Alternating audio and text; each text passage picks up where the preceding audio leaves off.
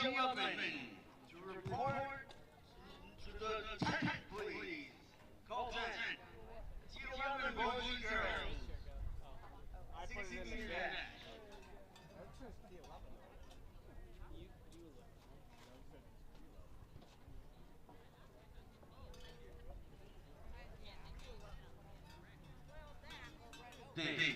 Excuse me.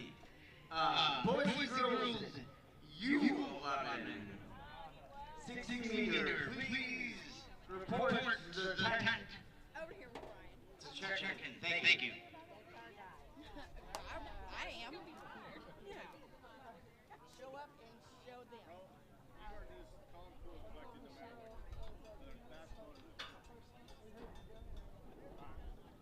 Oh.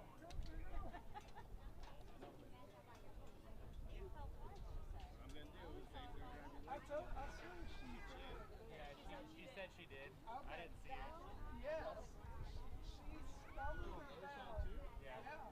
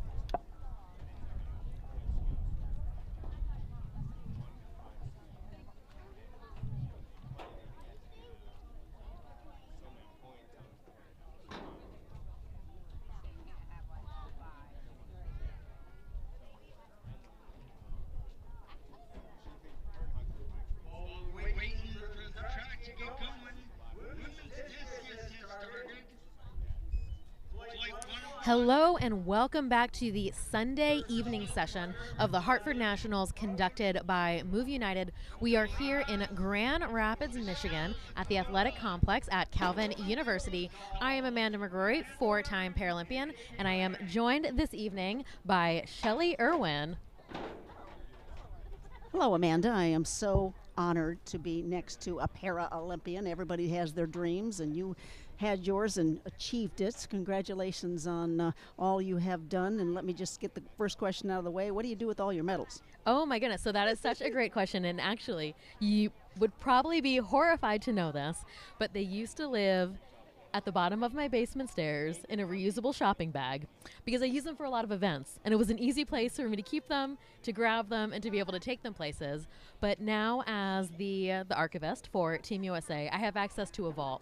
And I figured if I had access to a vault, I might as well put my medals inside the vault. Yes. So we will be getting ready to kick the action off here at 5:45 in just about 4 minutes. We're going to start off with the 60-meter dash this evening, moving on to 800-meter straight finals, and we will wrap up the night with some 200-meter sprints. We will be back in just a few minutes with more to kick off our very first race.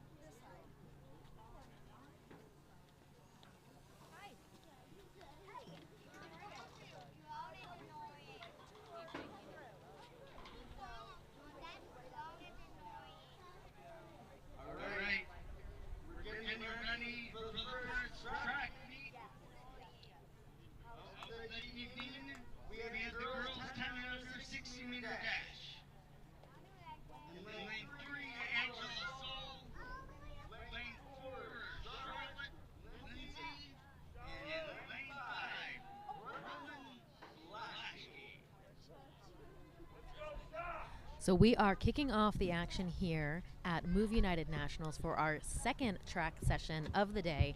Out on the track right now, this will be the girls U11 60-meter dash. This is a mixed classification event. In lane 3, Angela Saul from Glassa. In lane 4, Charlotte Lindsay from 50 Legs. In lane 5, Breland Blaschke from Dairyland Sports.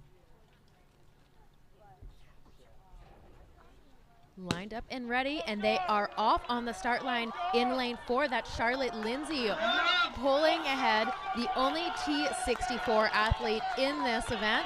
And crossing the line, Charlotte Lindsay, followed by Breland Blaschke, Angela Saul in lane 3, coming through in third place.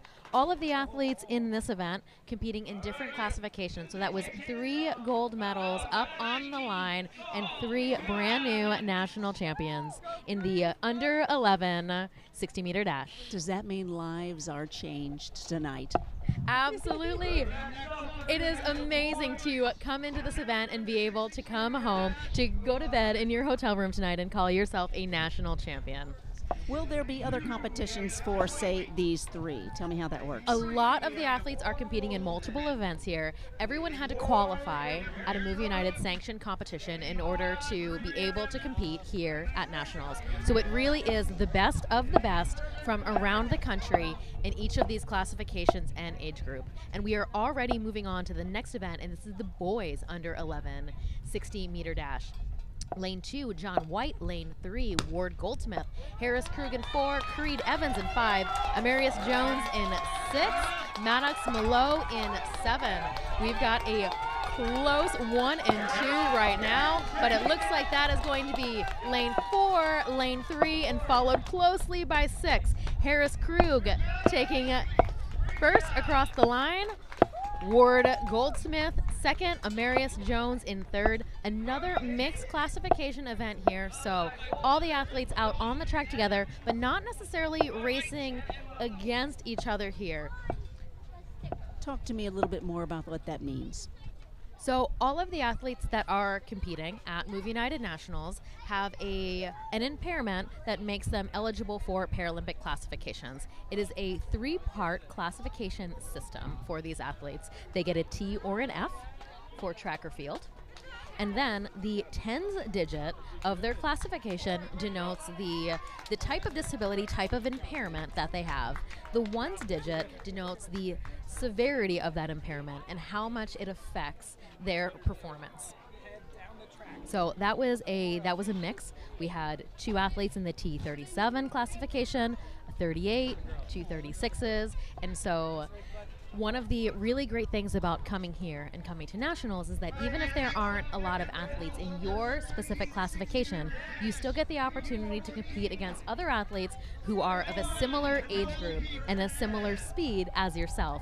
So really seeing a lot of personal bests here on the track. Because you're getting the best of the best. Absolutely. Best of the best from around the country.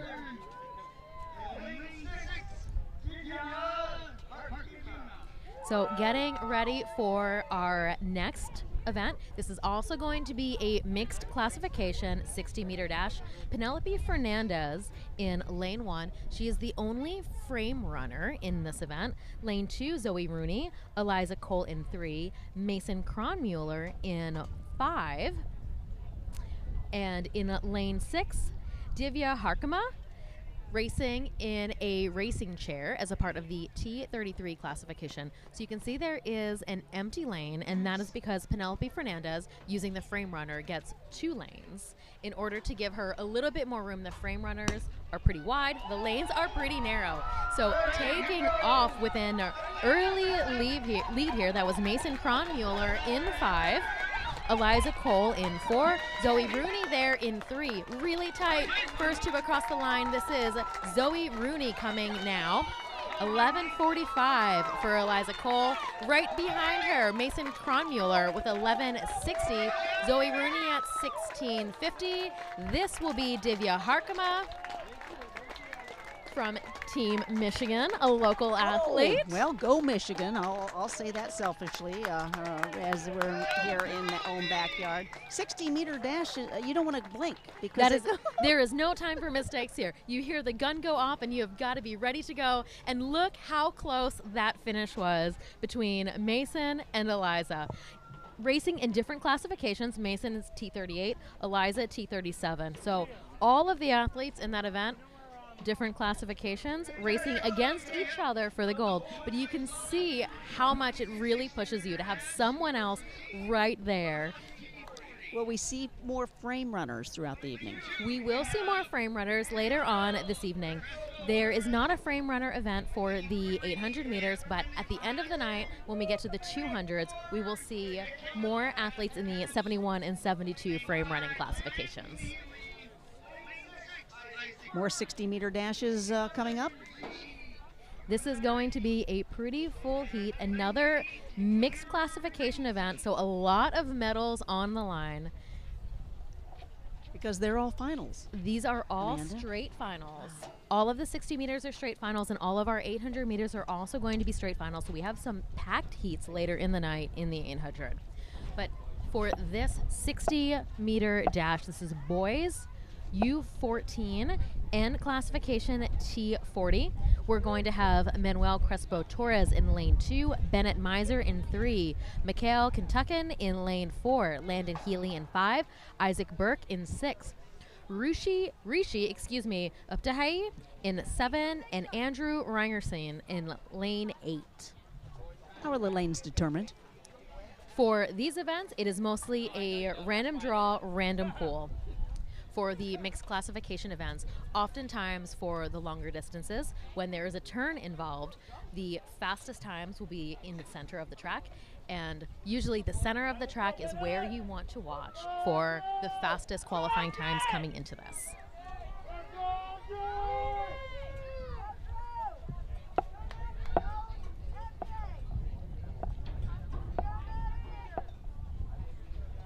So it looks like lane 7, Rishi, is a scratch, but the race is now off. That is an early lead from Mikhail in lane 4, pulling ahead, the only T40 athlete in this classification, in this event. Andrew Reinerstein, also T40 in the outside lane. Close finish between those two. Take me to that scratch. What happened? So there's a lot of reasons an athlete could scratch an event. It could be a medical scratch. Something has happened. They are not able to race. For final events like this, if it is a medical scratch and it is urgent, athletes can pull out of the race, and that will not affect their ability to compete later in the week. If they no-show or miss their start time or their event time, unfortunately that means they are scratched for the rest of the week. The girls 10 and under, 60-meter dash. So this is going to be all wheelchair racers in this event, and all of the athletes here are competing in the T54 classification. So these four athletes in the race, 3 medals on the line, gold, silver, and bronze. Oh, there's some heart rates that are increasing as we speak. First across the line will be national champion for the girls U11 T54 60-meter event. So we have Ellen Trainer in lane 3, Pepper Penelope Webster in lane 4, Eliza Wilder in 5, and Carissa Moringan in lane 6. I got to meet Ellen Trainer a little bit earlier today. Yes. She's from the GLASA program, Great Lakes Adaptive Sports Association. Very new to wheelchair racing, just got started, but I heard that she is pretty speedy. Well, here we go. We are here to witness. Pepper Penelope Webster in lane 4, beginning to pull ahead a little bit here. This is a short race, like we said, not a lot of time. So this is going to be lane 4. Oh, so close between Pepper Penelope and Eliza Wilder, and it waiting for the results to pop up and see who got it. Is it Pepper? It is going to be Pepper at 17.96. Eliza Wilder at 18 seconds flat. That is 400ths of a second between the two of them. Every second counts. Every hundredth Every of a second hundredth counts. of a second. Really strong finishing sprint there. Pepper Penelope went out hard and fast, and Eliza Wilder just had that extra kick at the end and closed that gap a little bit longer, and I think she may have gotten the gold. What's the etiquette post-race? Do you shake each other's hands? Usually not as formal as a team sport where you would line up and shake each other's hands. However, the adaptive sports world is pretty small, so a lot of these athletes know each other, they compete with each other all the time, and they're friends off the track as well as competitors on the track. We are getting ready to move into our next event, and actually we have Rishi here in lane 7 who moved into this event. So not a scratch, just moving out of the previous event. Good, so he gets Rishi. the opportunity to race against other wheelchair racers. So in this race we will see Theo Schaefer in lane 3, Hunter Mihailov in lane 4, Eli Bean in 5, and then Rishi will be in lane 7. So 2 athletes in the T54 classification and age group here. Rishi racing as a 33, as well as Theodore Schaefer.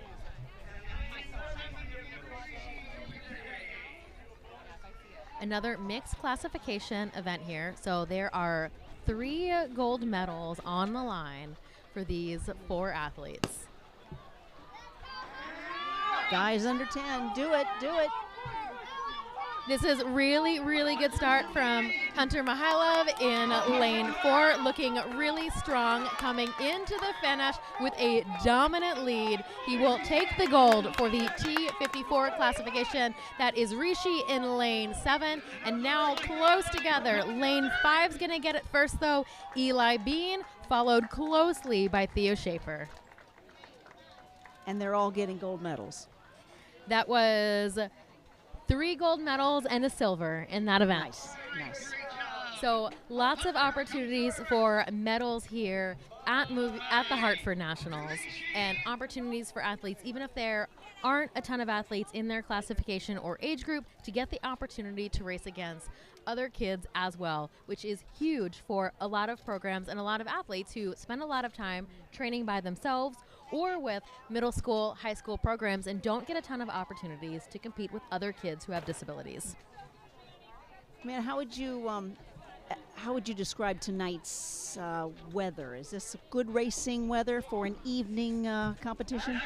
So last year's Move United Nationals were in Birmingham, Alabama, and I can say that it is much, much cooler here in Michigan. So I don't think there are any complaints at all about that. The wind, though, has been picking up a little bit throughout the day. It feels from where we are sitting right now, we are right about at the finish line, and it feels like it's a little bit of a cross headwind coming into the finish. So that's a factor that might come into play later this evening, especially when we start seeing some of the 800-meter races and we start seeing some drafting. Does that affect tire pressure at all? No effect on tire pressure here, and most athletes want their tires filled up and pretty full to be out on the track. Tracks are always a little bit softer than the road, and so that's one of the struggles. You can feel like you are moving really, really fast if you're out on a trail, on a bike path, and then you get onto the track and it's always a little bit rubbery, it's always a little bit squishier. So learning how to push on the track and control your chair there is a huge thing. So not only the tire pressure and the technique, but we talked a lot this morning about how you steer a racing chair on the track. And what's the secret to success? So racing chairs, it's a very, very cool setup. They actually have two separate sets of steering. So there's handlebars on the top like you would have on a bike, and they're attached to a spring-loaded cylinder. So the wheel goes straight. If you pull the handlebars to make a turn, your wheel will snap back to straight. And that is controlled by two little screws underneath on your compensator. You can adjust those based on the wind, the conditions, to make sure you are rolling straight. And then you can also adjust for the turns. So the compensator means one device, you hit it, you go around the turn, you get to the straight, you hit it back, and you go straight. It holds your wheel in that set position. And so this is very cool. We'll see it in the 800 meters, which is what we have coming up next. And you'll see the athletes hit that, the wheel turns, and they go all the way around the turn with no need to steer. Is that easy for an athlete to do in addition to competing both mentally and physically prepared? There are one of the hardest parts about getting used to wheelchair racing is learning how to control the chair, learning the technique. They don't look anything like wheelchairs as we know them. They are not built for comfort. They are definitely built for speed. So you want to be in there as tight as you possibly can. The tighter it is, the better control you're going to have with your body for the chair. There's a few different positions, but a lot of athletes sit scrunched up as much as they can. So that is feet underneath their hips, chest down to their knees, into a sandwich and strap down. Is that to potentially go faster? That is to go faster. It is the most aerodynamic position, the most efficient position that you can sit in. So you've got to get used to that positioning. You're learning how to steer a whole new device. And if you take a look when we start seeing some wheelchair racers come out, they actually push with their hands closed in fists. So wheelchair racing gloves are covered in rubber, and the hand ring, the part that the athletes make contact with on the wheel, also coated in rubber. And it's that rubber on rubber friction that they use to move forward. So all of these things together, and learning when to hit your compensator for the longer distances, how to draft, how close it is to be, how close you need to be to other people to get that drafting effect. There's a lot to learn. There's a lot of technique that goes into this. What's the biggest difference between a 60 meter and an 800 meter, Amanda? I would say Besides given 740 meters is the biggest difference here. And some training. Yeah, and techniques, it's right? Definitely. We're talking about one of the shortest events on the track to one of the middle distance, longer distance races that is available here for competition at Move United.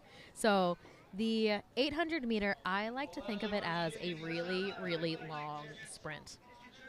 There's not a lot of time to relax and settle down. You take off hard.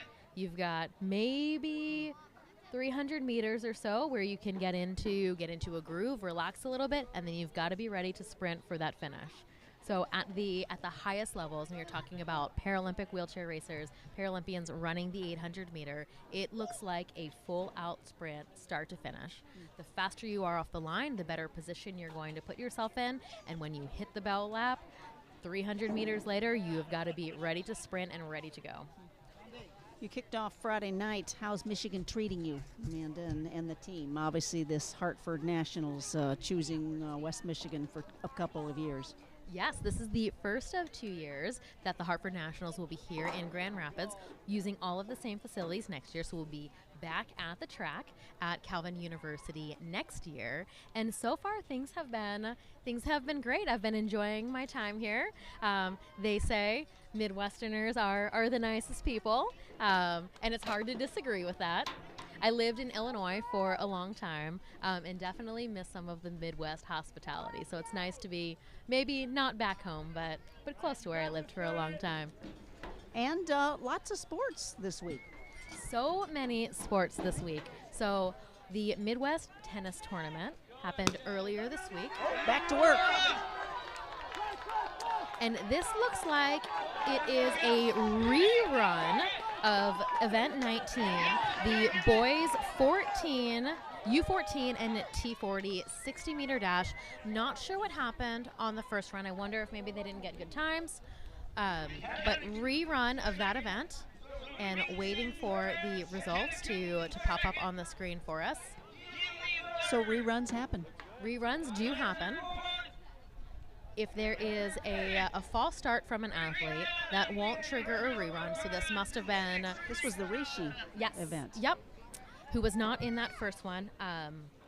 But Andrew McHale taking 1 and 2 again for this event. Next up, we're going to have the boys 9 through 13, 800-meter run, U14. Lane 1 will be Wesley Bowman. Lane 2 will be Benny Ryder. My apologies. That was a replay of Event 19, not a rerun from earlier in the evening. We are getting right now for our first of many 800-meter finals. This will be girls 10 and under, so a U11 800-meter wheelchair race. Eliza Wilder and Pepper Penelope Webster, we just saw them compete in the 60-meter event, and they will be getting ready to go. The only 2 athletes in this heat competing against each other for the gold medal. And we're still in the girls 10 and under. Still in girls 10 and under here. We saw Pepper Penelope Webster come out of the start on her 60-meter race really hard and strong. Eliza Wilder with that strong finishing kick, almost closing the gap. So it'll be really interesting to see what happens over a longer distance with the same competitors. And that's not a lot of rest for either of them as well.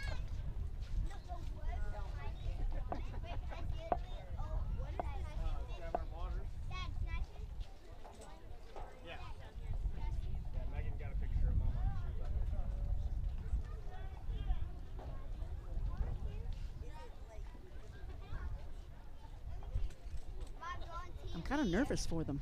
So looks like we've Yeah, got what's a happening? little bit of a break here. Okay. We did have, Right. this race isn't scheduled to go off until 6:15.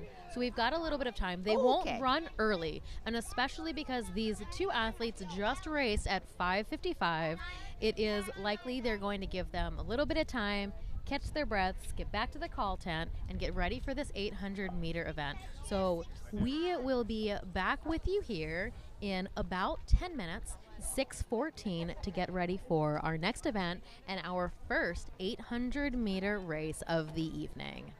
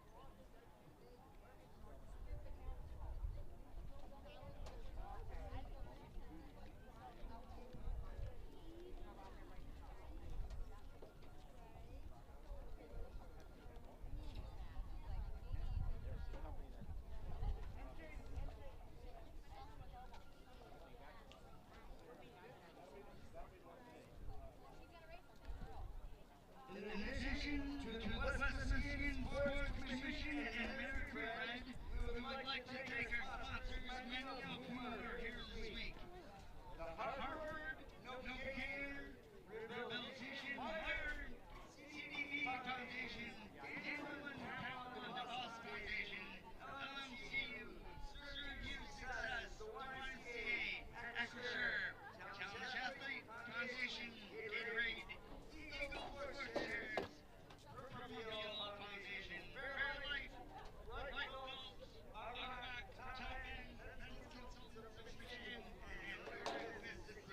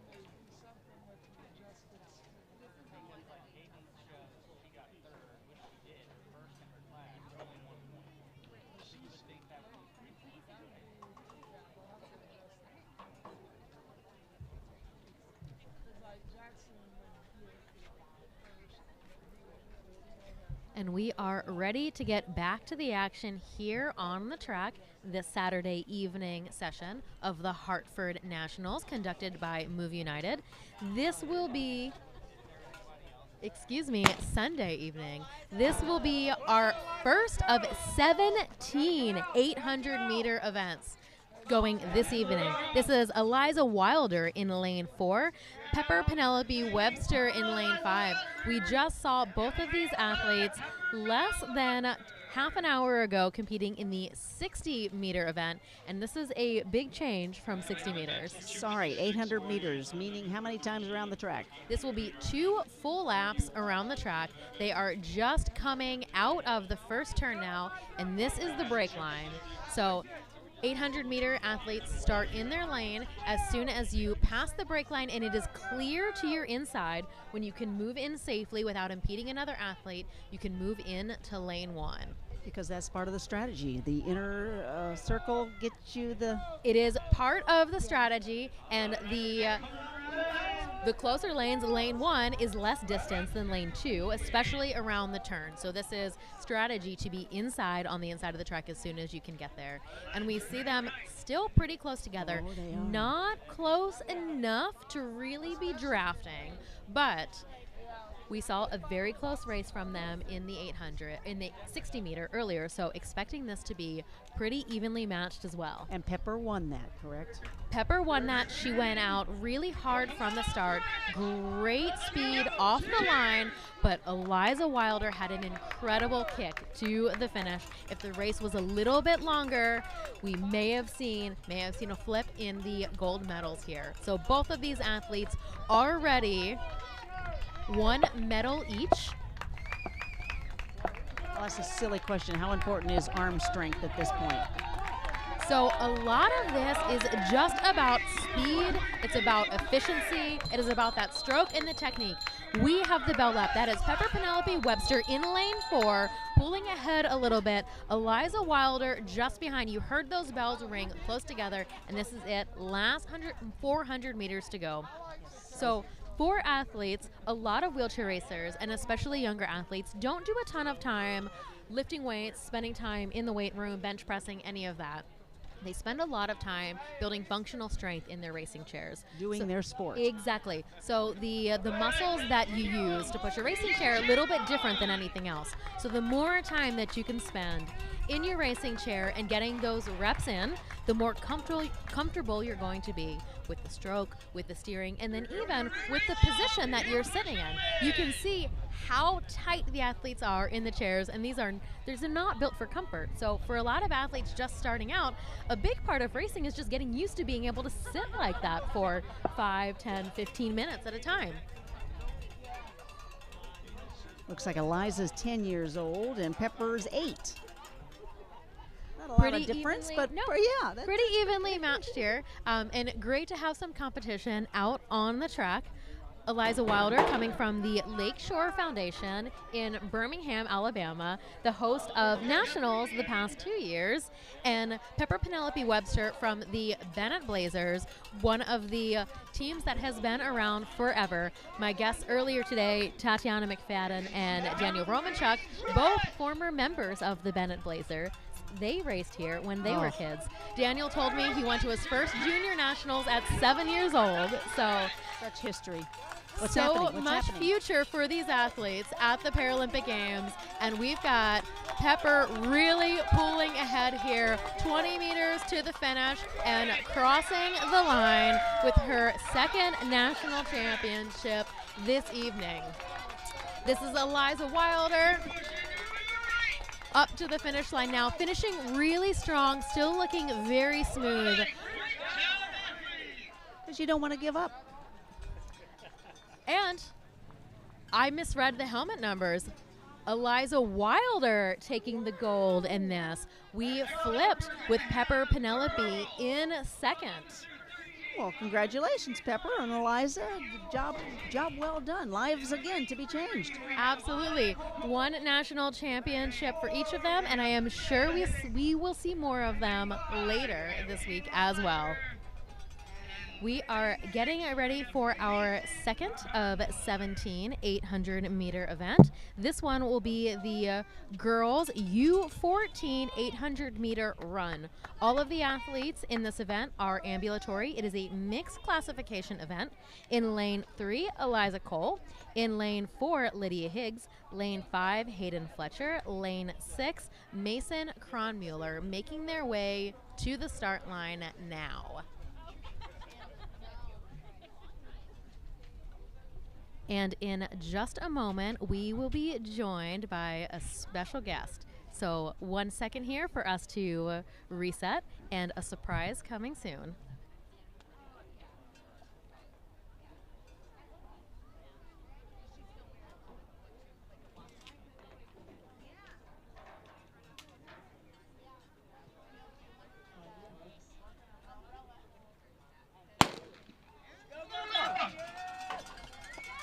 And this second heat of the 800 meters is off. That is lane 5, Hayden Fletcher, pulling ahead for an early lead in the 800 meters.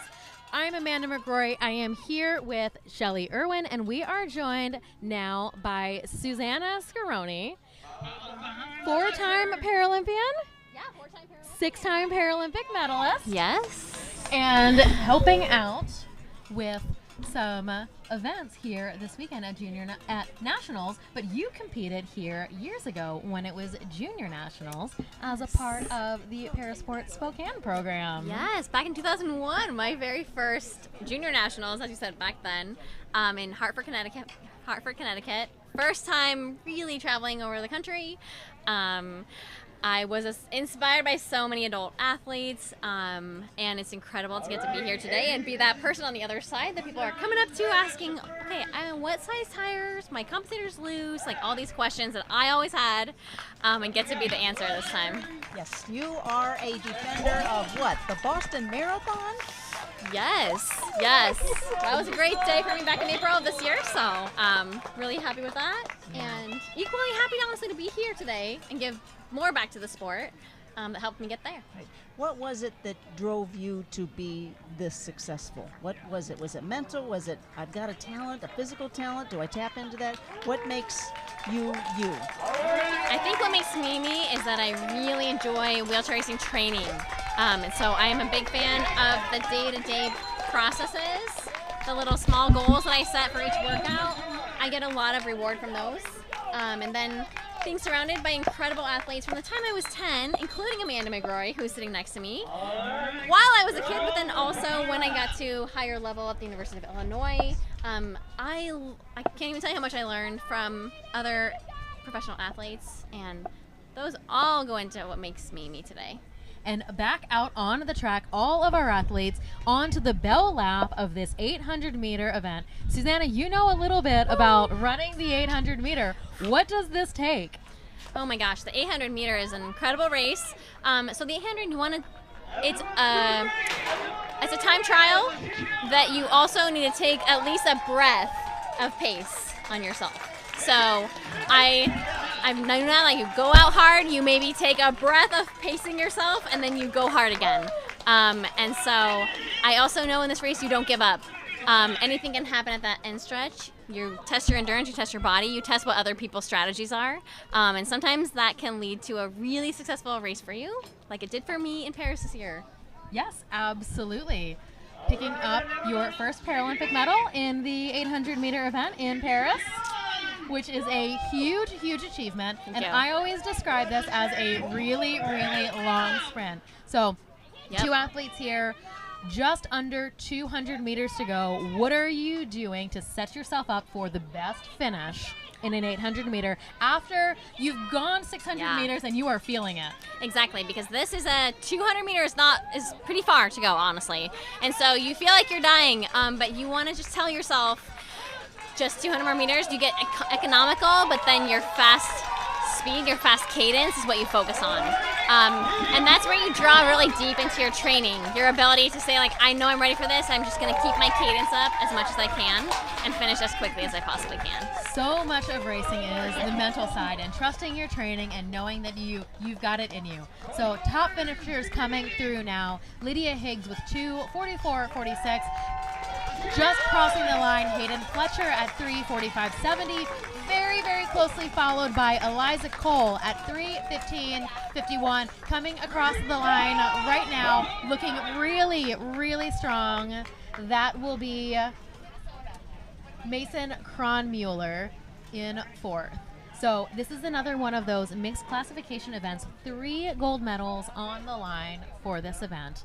Susanna, you have been here for a couple of days. You and Daniel have been helping out, running some clinics, sharing some of your knowledge that you have picked up over the years throughout your training. So tell me what you've been doing this week. Yeah, so we started out with a clinic that gave kind of a workshop on how to draft. So drafting is a really important skill in a lot of different distances in wheelchair racing, 800 meters and up. So, but it's also one of those things that you're pretty uncomfortable with when you first start it. It's where one person's racing chair is in front of you, and you are trying to stay within close enough to them that they're actually blocking a lot of that wind. So you end up going the same speed as them, but working less hard. And so it's really good strategy to know how to do it, but also it's uncomfortable to be right behind someone. So we worked on telling, the athletes like why we do it, how we do it, and then we let them practice. So we did a drafting session. We also talked about just general question and answer on like what are important things we need to know as wheelchair racers. Some of the things that we've learned after like 25 years of doing it. Hopefully plant those seeds a little bit earlier for the next generation.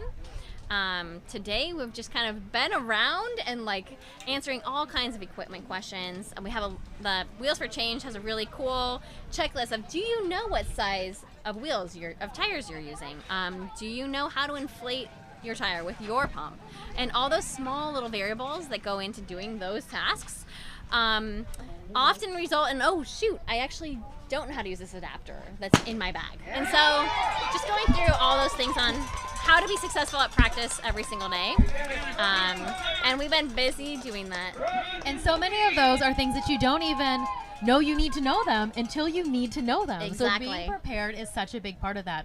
We just kicked off event 23. This is the boys under 14, 14 and up 800.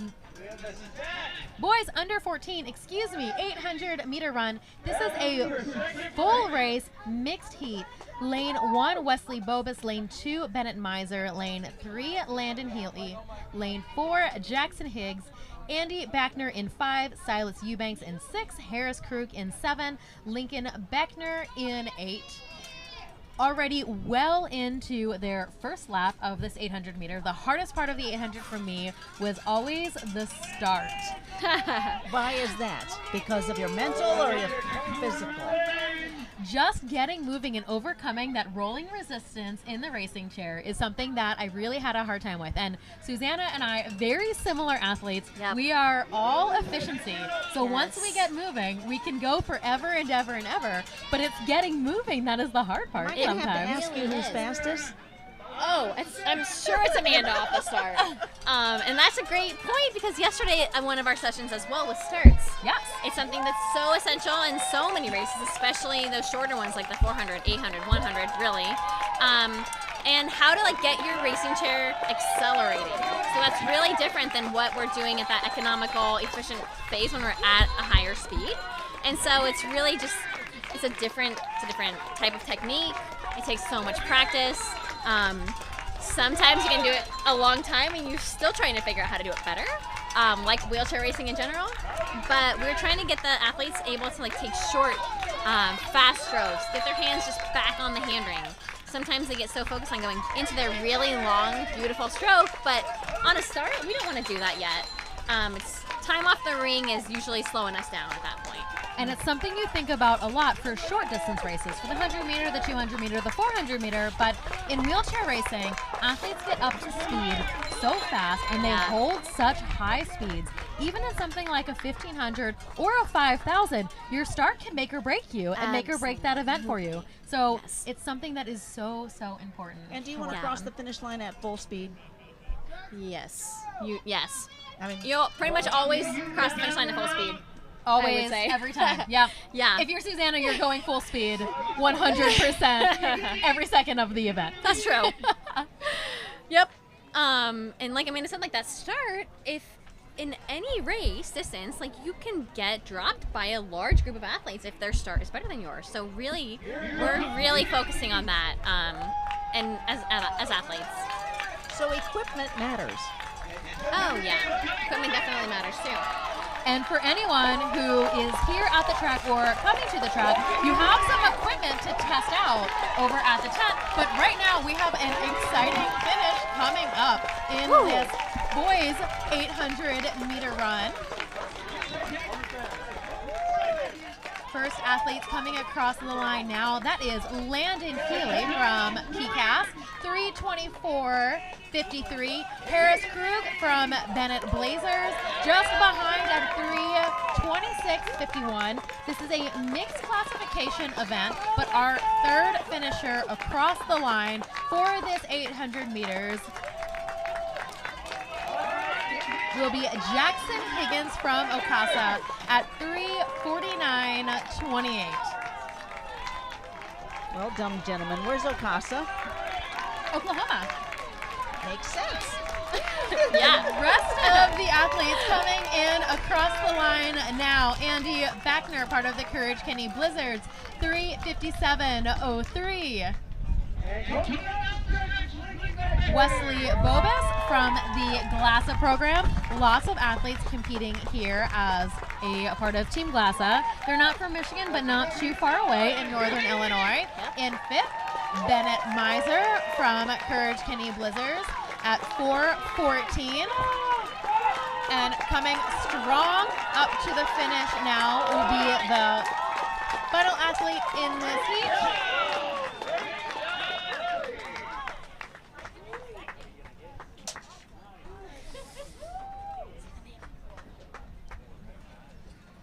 So just before that super exciting finish, we were talking a little bit about the Wheels for Change tent and what you have going on over there. Equipment is really important, but it's also really expensive. Oh yeah, absolutely. And so a lot of times in wheelchair racing, and this was true for me, the chance to get to try out different equipment before you make that huge investment of ordering a racing chair or buying wheels, seeing what different tires exist. A lot of times we rely on access to an adaptive sports program that we can actually see what other ones exist, maybe try them out to feel like how we would measure this for ourselves. What Wheels for Change has today, in addition to the know-how on how to use your current equipment, we have things that people can try and they can see. And it's rare that you get to see, for example, so many different training rollers in one spot with understanding of how will my chair fit on that, how heavy is that, how does it actually feel to push on it if I'm going to use that at home. So those are some of the pieces that today athletes can try them out before they buy them. They can get ideas from other manufacturers here on how would I measure myself for a chair. All these things that are almost like another language. Amazing resources to have. Yes. And an opportunity to test all of those out. So I know you're busy. I know that you had a hard time getting over here to chat with us because you have so many athletes answering so many questions over at the tent. For anyone who wants to come over and test out some equipment, you will be here for the rest of the session this evening. Yep. Back tomorrow? I will not be here tomorrow, but I know that Wheels for Change will still be here tomorrow. All right, fantastic. It was great seeing everyone here while I was here. Well, thanks so much for coming to join us, Susanna, and I will let you head on back over. Thank you so much. To chat with some athletes. Come visit Susanna, Daniel Romanchuk in the Wheels for Change tent, especially if you want to test out some equipment, answer some questions, and learn from some of the best. Yes, please. Yeah. And then out on the track now, this is the girls U14 mixed 800-meter wheelchair race. So this is a mixed classification event, couple of different classes here. Lane 1, Olive Weidenheimer. Lane 2, Alexa Landers. Dakota Nesbitt in 3. Claire Lachaume in 4. Raylan Lemons in 5. Rebecca DiGiorgio in 6. And Nolani Spicer in 7.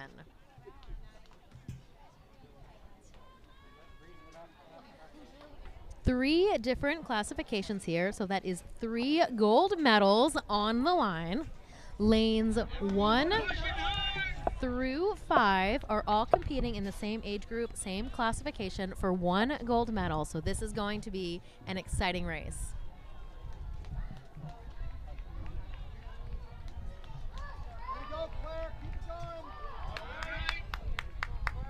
First athlete of the field coming into the bell lap now. That is Claire Lachaume from the Rochester Rookies.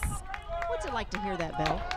The bell is the best sound. Well, it is the best sound in the world, but it also means you still have 400 meters to go. That is halfway through this race. It's really helpful for some of the longer events. The 5,000 meter on the track is 12 and a half laps. So sometimes it's a little hard to keep count of all of those laps as you were going and focusing on thinking about all of the other things that are happening during the wheelchair race.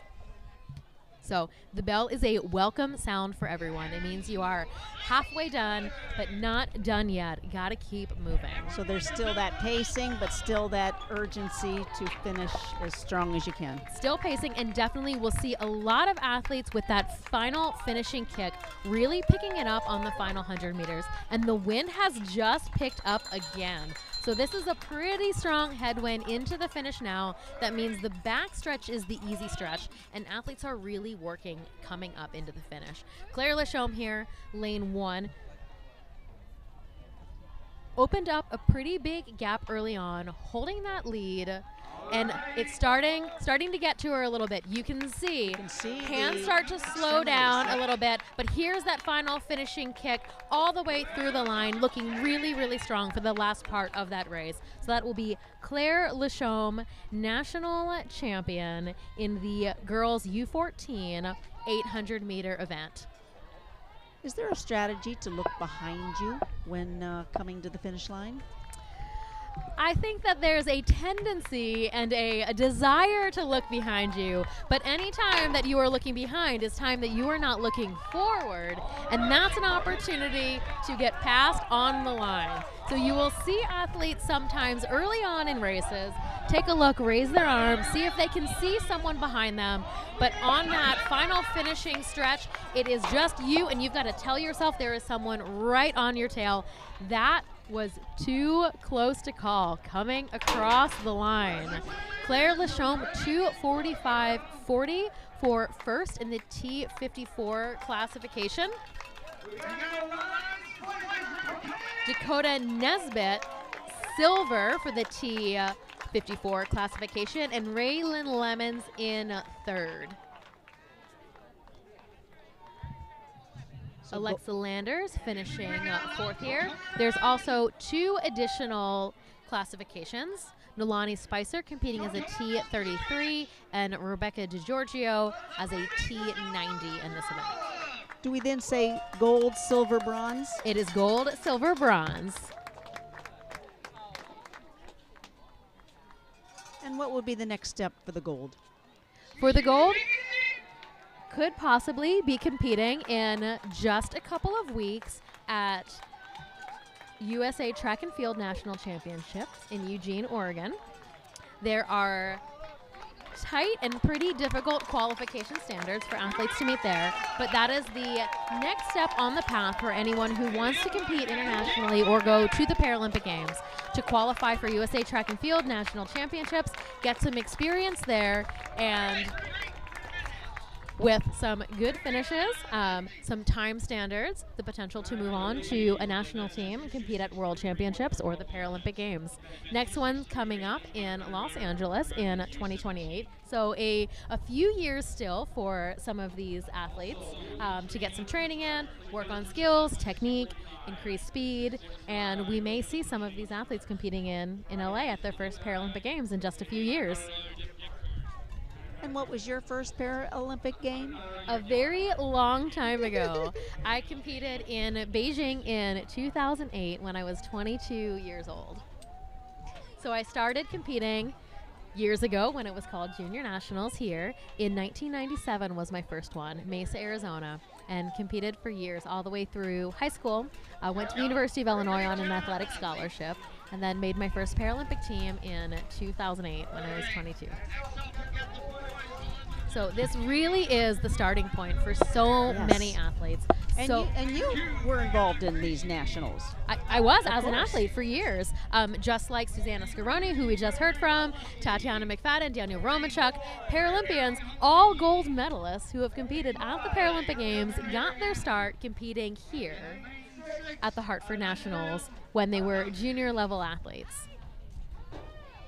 And we are getting ready for our next event. This will be the boys under 14, so all boys between the ages of 11 and 13, 800-meter run. This will be a mixed classification event, 3 different classes here. In lane 2, Rishi Uptahai. In lane 3, Grant Gillespie. In lane 4, Harry Hong Lee. In lane 5, Devin Harrigan. In lane 6, Adil Thompson. And that is the gun. 3 athletes in the T54 classification, 133, 134. So 3 gold medals on the line. Tell me the name of this chair versus the name of your chair. So most people call this a racing chair, a racing wheelchair. For the regular standard wheelchair, we call them everyday chairs or everyday wheelchairs. So that is one of the things that is so hard about getting involved in adaptive sports, especially if you are not close to a program that has equipment for you to try, because every sport has its own specialized equipment. Including like tennis. Wheelchair tennis is a different So chair. wheelchair tennis uses a different chair than wheelchair basketball, which is different than wheelchair rugby, which is different than wheelchair racing. And those can get expensive pretty fast. Even at an entry-level racing chair is going to be close to $3,000. And that's a lot of commitment just to test out a sport. So that's why what Move United does is so incredible with all of their chapters around the country. 245 member organizations with Move United. That's pretty impressive. In 45 states, including Washington, D.C. And we have Harry Hong Lee coming in now for his bell lap. Lots of strong performances so far from Harry this weekend. But back to Move United and the importance of a lot of these programs. We see a lot of the team names over and over. A lot of athletes from GLASA, from Parasport Spokane, from Texas Regional Parasports. And this is so important for athletes to get the opportunities to test out equipment and to come to events like this where they can meet other athletes and see what's available. And independents are part of this. Yes, absolutely. You do not need to be part of a team to come to Move United Nationals. You do need to visit a sanctioned competition, hit qualifying standards there in order to be able to come and compete. However, you are not required to be part of a team, and you can travel here solo. MoveUnitedSport.org, I bet's the place to go. It is. So many resources there. You can find out about local chapters near you, different sports that are available, opportunities to get involved either as an athlete, as a fan, as a volunteer, and in addition to that, a ton of free resources. Educational resources, curriculums, adaptive PE, so many things there. Bell lap coming through here, and Harry Hong Lee coming in for the finish. National champion in the T34 classification, boys under 14, 800-meter event. And he's out of New York City. Out of New York City, has been racing for a few years and continuing to get faster every time I see him. And that's one of the fun parts for me about coming back every year, is I recognize so many of these names and so many of these faces. And I get the opportunity to watch as they grow and learn and get faster and continue to improve every year. Harry in first, 2:46.54. Second across the line will be Grant, the first of the T54 athletes in this race at 3:09. Adil Thompson, also a T54, 3:16.69. Devin Harrigan from Texas Parasport, 3:31.56. Bronze for the boys T54 classification. And out on the track, the only competitor in the T33 classification. This is Rishi Uptahai. We saw him earlier competing in the 60-meter event. And athletes in the T33 classification, unlike those racing as T54s, have an impairment that affects balance and coordination, but not just in their lower body, also in their upper body and their arms. So Rishi competing against himself in this event, going for a new personal best, but coming into that final straight here, hitting the compensator, and that is it. 100 meters left to go. Quick stop to steer and final sprint. You can see all of that hand speed for this last 100 meters, really picking up the pace for that final 100-meter stretch. And Susanna said it, the 800 hurts. It is like the longest sprint you can do on the track, and that longest sprint just about finished now for Rishi. And it's important to hydrate as soon as you finish, correct? Absolutely. Hydration is so key. It doesn't feel quite as hot and humid here right now, but that doesn't mean that you're not working hard, you're not sweating it out. All of these athletes out on the track are working really, really hard. So nutrition, hydration are huge. A lot of athletes competed already earlier this morning and are competing until 9:30 tonight for the last of the 200 meters. So that is a long, long day. And the best way to prepare yourself for the rest of the week and for your events is hydration, nutrition, and rest as much as possible.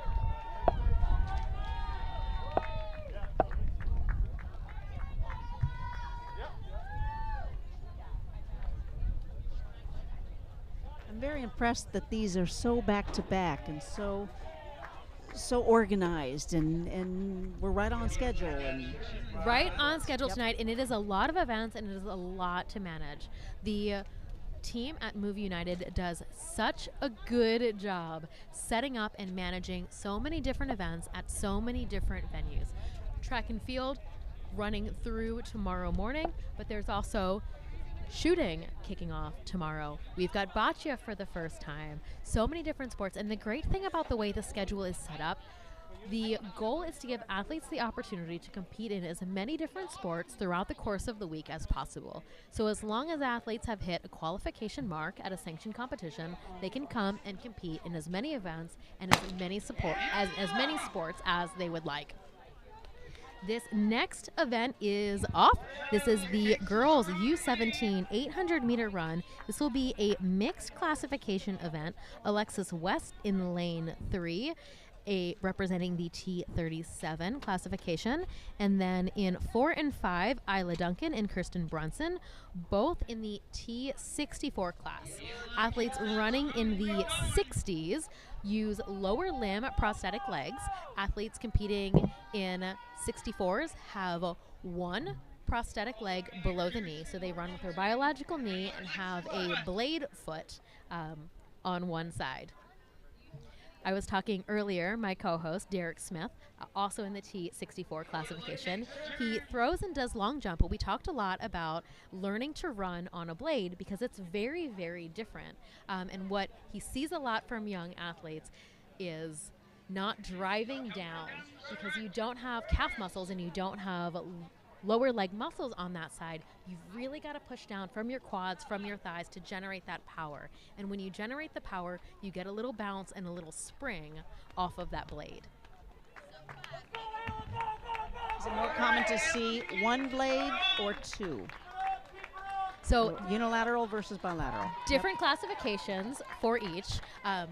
So all of the athletes in the 64 classification will be unilateral, running with one blade. Athletes who run with two blades are in a different classification because what we talked about with the power, absolutely. Generating that speed off the start is the really tricky part for athletes running with two blades. But once they get moving, really, really long strides. All of the athletes in this event on to their bell lap here. Still looking really strong. We've got some long strides, looking really comfortable down the back stretch.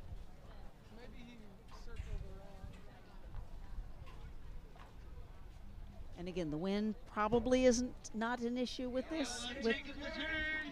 Athletes definitely feeling the wind. It affects wheelchair racers more than it affects runners, and this is the tailwind section right here. So it's feeling pretty easy, and it's going to be all about holding that speed out of the turn once the headwind starts to pick up.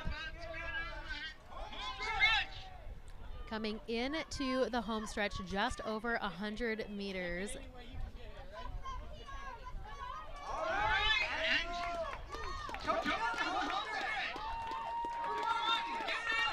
Still looking really, really strong. Yep, picking up that final finishing sprint across the line with a dominant performance out here on the track this evening. This is the girls under 17 800-meter run mixed classification event. 2 athletes competing for 1 gold medal in the T64 classification and 1 athlete racing in the T37 event.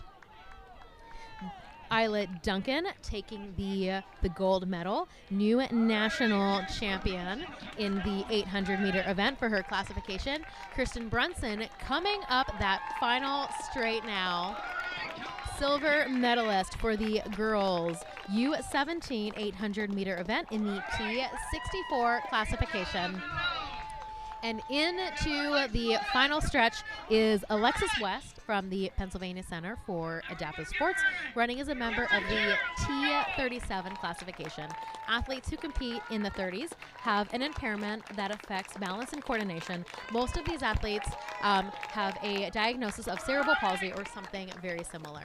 So Alexis West crossing the line here now with a gold medal, national champion T37 in the girls U17 800-meter event. Wonderful. When are they awarded their gold, silvers, and bronze? So medal pickup will be at lunch. First medal pickup happened at lunch today, and this evening's and tomorrow morning's medals will be over in the lunch tent from 11 to 1 a.m. for all of the athletes who have competed. Athletes who might be competing in multiple sports across multiple days can pick up their track and field medals tomorrow if they would like. Otherwise, all of the medals will be available at the closing ceremony to be picked up by athletes, parents, or coaches. The medals are important. The medals are important. You got to get that hardware. Our next event up on the track will be the first of 2 races in the boys under 17 800-meter event. This is another mixed classification race. All of the athletes ambulatory, so this is all runners, no wheelchair racers or frame runners here. We have in lane 2, Landon Brown, Lucas Duggan in 3, Ramon Little in 4, Grayson Adams in 5, Chase Miller in 6, James Delenti in 7, and Joshua Staus in 8.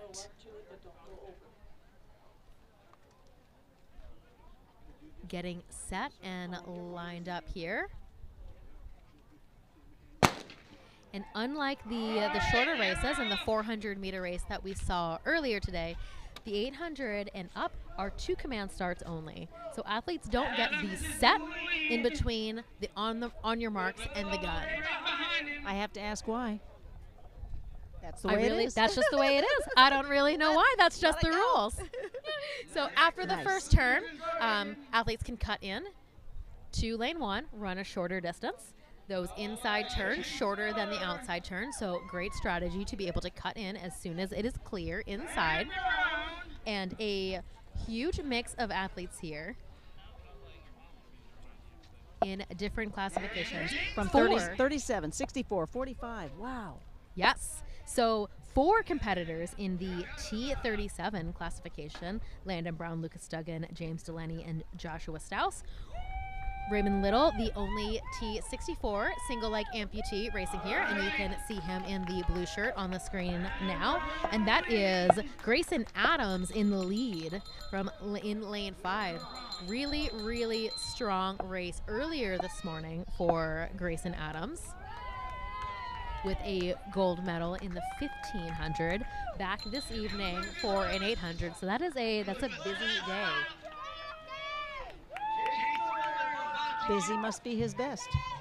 Absolutely. And we talked about the importance of rest and hydration and taking advantage of those opportunities in between races to get a little bit of fluids in you and get some food in you. But a balance is not eating too much, drinking too much, that you have things sloshing around in your belly when you're trying to run.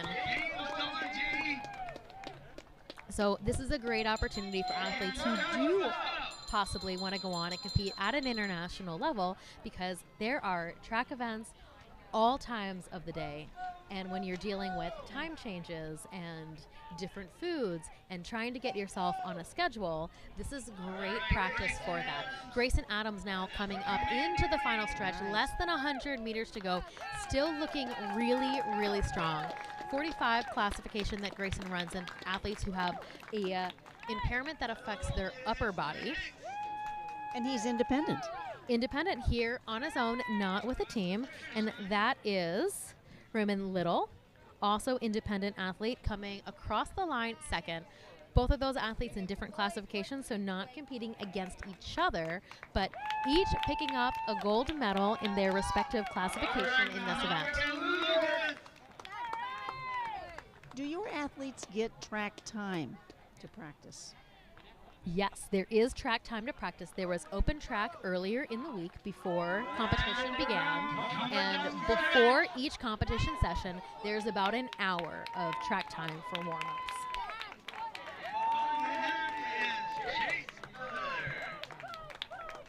Everyone coming in through across the line now.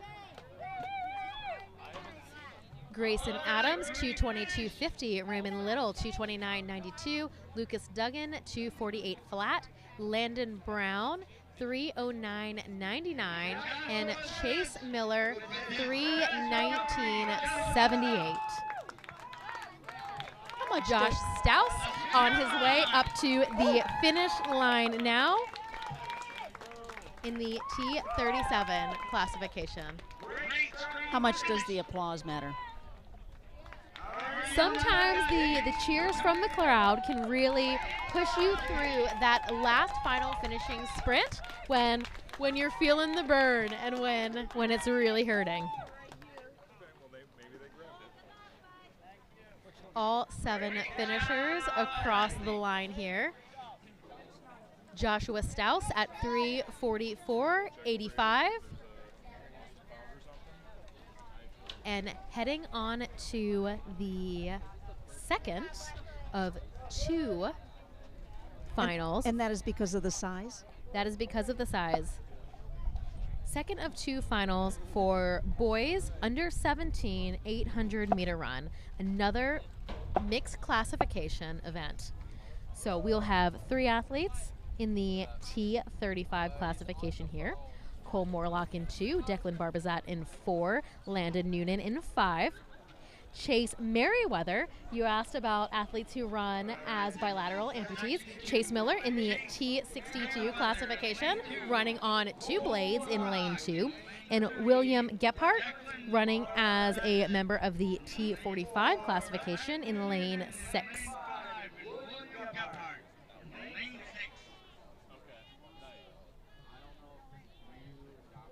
Would this happen in rain? Unfortunately, track and field is rain or shine.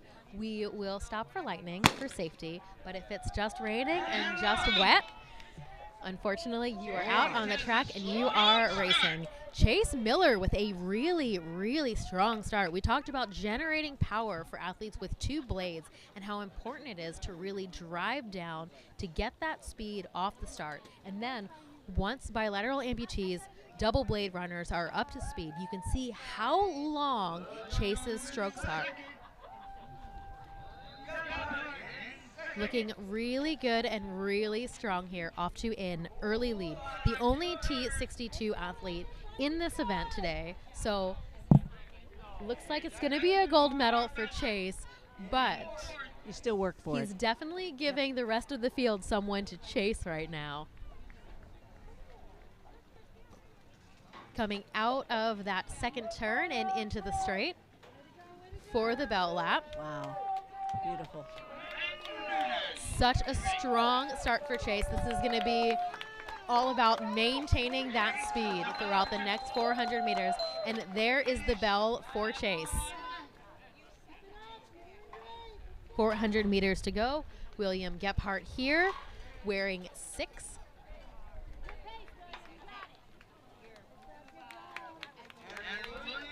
William Gephardt, the only athlete in the T45 classification here, and everyone else running in the T35 class.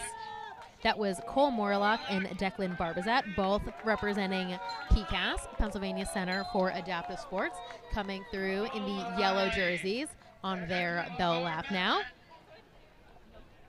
And Landon Noonan in red, representing Texas Regional Parasport. There are 36 states and Grenada represented here today? There or are. this week, yep. So that is athletes from all around the country, even athletes who do not live close to an adaptive sports program or a Movie United chapter, here competing as the best of the best in their classifications and age groups. Landon Noonan here coming up for his bell lap.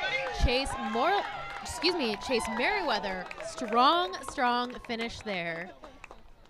Coming across the line, first in this heat, first in his classification, national champion for boys under 17 800-meter event in the T62 classification. He better sleep well tonight. Absolutely. I am sure he has more events tomorrow. William Gephardt coming across the line second.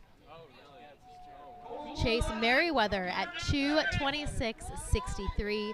William Gephardt 2:52.51. Declan Barbazat and Cole Morlock here from the Pennsylvania Center for Adaptive Sports. Still pretty close together. You see that final finishing sprint from both of them, picking up speed with less than 100 meters to go. The finish line is in sight.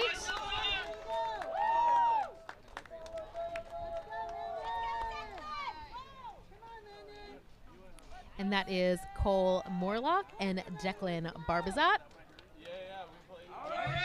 That's 1 and 2. 1 and 2. Landon Noonan coming around the turn now. Do the athletes study their competition? The athletes definitely study their competition. And for athletes like Cole and Declan, they're actually teammates. So they get the opportunity to run together and to compete with each other and to push each other a lot. But this is a pretty small world, as I'm sure you've noticed already. And so a lot of these athletes see each other at different Movie United sanctioned competitions throughout the year, and each year at the Hartford Nationals, coming back to compete. Landon Noonan with a really strong finishing kick here, saving it for the last 100 meters, looking really good, coming up across the line. And that will be bronze medal for Landon Noonan in the T35 classification of this boys under 17 800-meter event. He will make, what, San Antonio proud? From San Antonio, competing here as a part of that Texas Regional Parasport team. And Texas, this is such a cool thing, actually, because all around the state of Texas, there are smaller teams like San Antonio Extreme that train regularly together. But when they go to big events like this, like the Hartford Nationals, they come together as one statewide team. They all travel together, they all compete together. So very cool, because Texas is a big place. So it gives all of the athletes a local program to compete with regularly, and then a huge team when they come to Movie United Nationals every year. And this is going to be a massive heat. We have 12 athletes racing in this final. The girls. It is the girls. This is going to be the girls U17 800-meter wheelchair event, mixed classification. So majority of these athletes are competing in the T54 classification, but we have a mix of other athletes as well.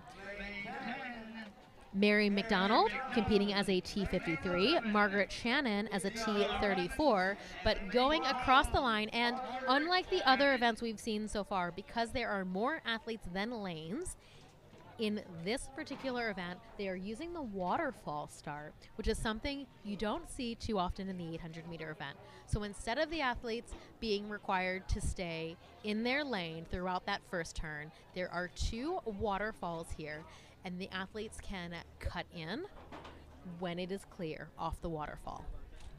But still a random lane assignment? So fastest qualifying times are going to be lanes 4 and 5 here. Isabel Crew and Autumn Fott. We've seen them twice so far this morning. Incredible performances in the 1500 meter and the 400 meter from both of them. They're going to be the ones to watch off the line. We've got Alexis Wolf in lane 1, Amy Cyber from Michigan in lane 2, Brooklyn Gossard in 3, Isabel Crew in 4, Autumn Fott in 5, teammates from Texas, Madeline Wilson in 6, Julia Gonzalez in 7, Sabrina Mercurio in 9, Mary McDonald in the T53 classification in 10, Liza Robbins in 11, and Margaret Shannon, the only T34 athlete in this event, in lane 12. So they've divided the athletes up into 2 separate staggers off the start and taking off now. One already breaking in. The athletes who started at the second stagger need to stay outside of lane 4 until they come around this first turn. Autumn Fott and Isabel Crew off to early leads here in this race.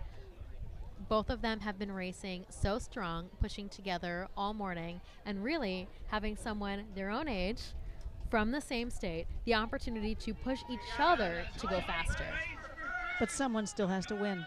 Someone still has to win. Isabel and Autumn both had the opportunity to race in Florida last year at Paralympic trials for the Paris Paralympic Games, which is a huge achievement for athletes who are still in high school, and it is likely that we will see them in Eugene in just a couple of weeks. And I imagine your Paris Paralympic experience behind the mic was awesome. It was so much fun. The best part for me was actually getting to watch the events. So this is Autumn Fott and Isabel Crew, 1 and 2 right together, coming into that bell lap. Coming up that straight, we saw a little bit of chat maybe between the 2 of them, figuring out what the plan was for the rest of the race. And we have a whole big pack of athletes here together. That is Julia Gonzalez with 7 on her helmet coming through the line next onto the bell lap. And along the backstretch, Autumn Fott and Isabel Crew coming into the final turn, 200 meters left to go of this 800-meter race. So this is my favorite part about broadcasting, actually. I was saying this about Paris, but also here. I actually get to watch the events and see what happens. When I was there competing as an athlete, I was so focused on what I was doing in my own events. I had no idea what was going on. And look at this final finishing sprint between the 2 of them. Autumn Fott, Isabel Crew, it's going to be a tight finish all the way to the line. These 2 have been pushing each other all day, and they just keep getting faster. Which is the secret to success.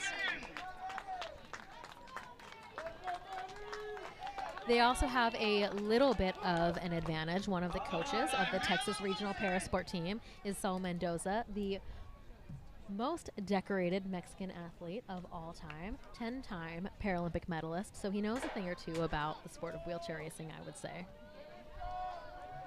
Have you always had coaches in your life? I have always had coaches. I have been so lucky to be surrounded by such an incredible support team. My parents traveling around the country, taking me to different events from the time I was 11 years old. I had a private coach for most of high school, into college, and then as a member of the University of Illinois team, getting to compete with Adam Blakeney, who just recently became the most decorated Paralympic coach of all time. Been coaching at the University of Illinois since 2005 and is responsible for over 64 medals. So Autumn fought 2:15.23, and just behind her, 2:15.64, Isabel Crew. Those two have been tight all day, and here it is again. Brooklyn Gossard coming in third with the bronze medal. Mary McDonald, 3:14.77, gold for the T53 classification. We have Madeline Wilson in fourth, Julia Gonzalez in fifth at 3:09.60. Alexis Wolf and Margaret Shannon, the only T34 athlete in this event with the gold medal. And I was waiting to see her time pop up again, but I missed it. We are moving on to the boys under 17 800-meter wheelchair event. This is going to be another mixed classification event. The majority of athletes competing in that T54 classification. So athletes who compete as T54s have a disability, an impairment that affects only their lower body. So these could be athletes who have spinal cord injuries or spina bifida. This could also be athletes who have amputations or limb differences and choose to use a racing chair instead of running.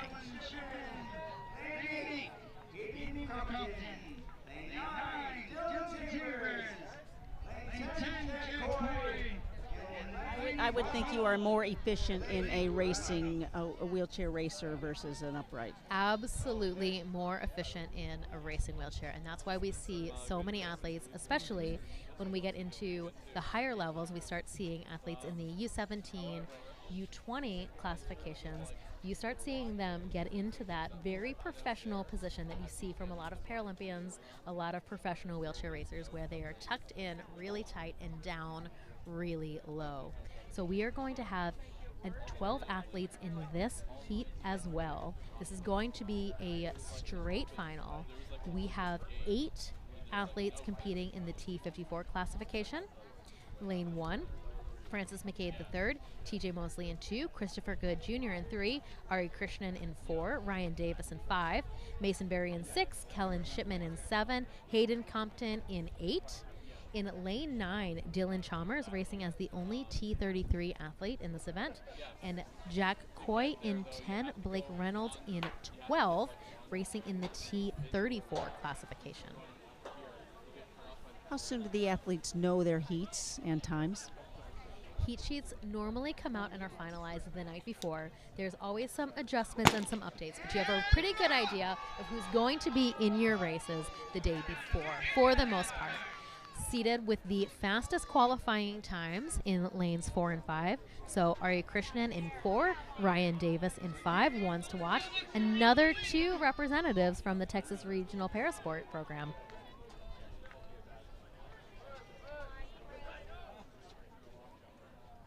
Most of the athletes pass the brake line now and filing into lane 1. Got a little bit of a lead early on. Hard to see from here who that is. The brake line is a physical line. The brake line is a physical line. So the great thing about a 400-meter track is that they are all the same. Once you know the codes, the colors, the lines, every single track works the same. So 800 meter starts are green, and the brake line is just after the turn on, after the first turn, excuse me. Coming through for the bell lap now, this is a fast event. We are starting to see athletes who are running close to that 2-minute mark over 800 meters. That is 60-second laps, averaging 14 miles an hour or faster. But that's the caliber of athlete you have. Absolutely.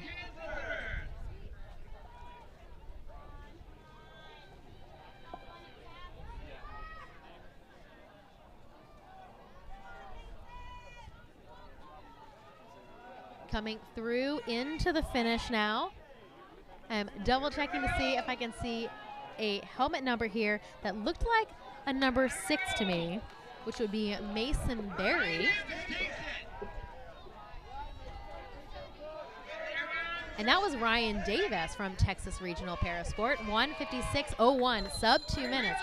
Ari Krishnan just over 2:01.51. Really strong representation from the Texas Regional Parasport team here. So gold for Ryan, silver for Ari. And here comes your bronze. Waiting to see who the third place finisher was across the line. That'll be TJ Mosley, also from the Texas Regional Parasport program, at 2:13. It's a sweep. It is a sweep. Mason Berry in fourth at 2:21.89. Christopher Good Jr. at 2:23. Jack Coy, gold in his classification, T34, coming across the line in sixth at 2:37.18.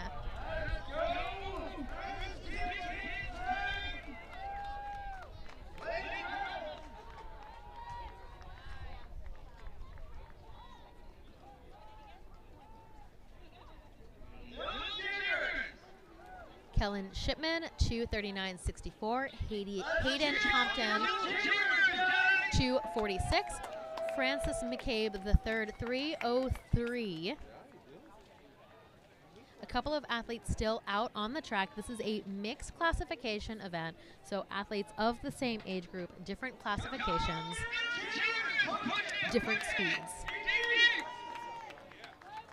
What are the chances this is the first event in the Hartford Nationals for this group? A lot of these athletes, especially the long distance athletes, we already saw this morning in the 1500 meter event. And for athletes who are competing at the junior level, it is really common to see across the board competition, 100 meters all the way up to the 1500 or the 5000. This is a great opportunity to train and to have some good competition, but also to see what you like, to test out different events, and to see where you think you might excel. When I started out at Junior Nationals, raced everything from the 100-meter event all the way up to the 5,000. And it wasn't until I got older, into college, and started competing at the adult level and competing internationally, that I started narrowing it down and really focusing on the 1,500, the 5,000, and going much longer.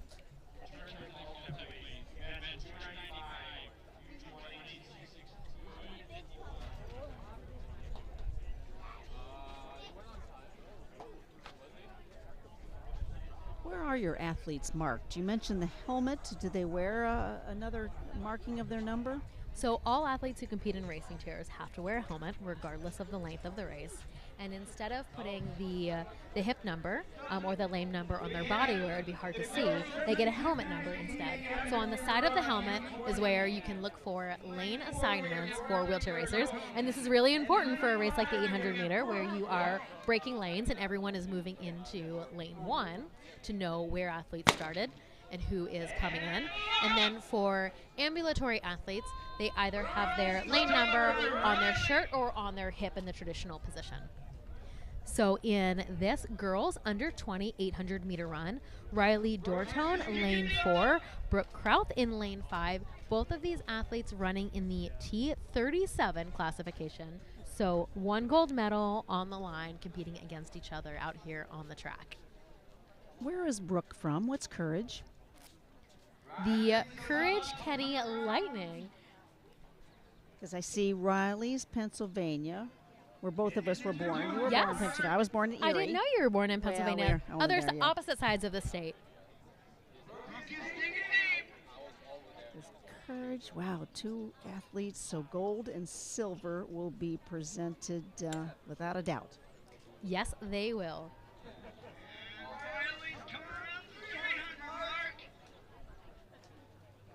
Hate to put you on the spot. I know. I am shocked that I do not know where Let's get back where to the that. Courage Kenny Blizzard team is from. So I am doing a quick search right now to Because that's see, what you do. You get to it see right. if I can find out. Absolutely. But back to I was going to say that they were from Minneapolis, and then I doubted myself because the Minnesota Rolling Thunder is also from Minnesota, but they are Courage Kenny Blizzards from Minneapolis, Minnesota. I would have believed you either way, but I know factual So important. Yep. lots of strong Midwest representation here, which is great and convenient being in Michigan. Not too far to travel.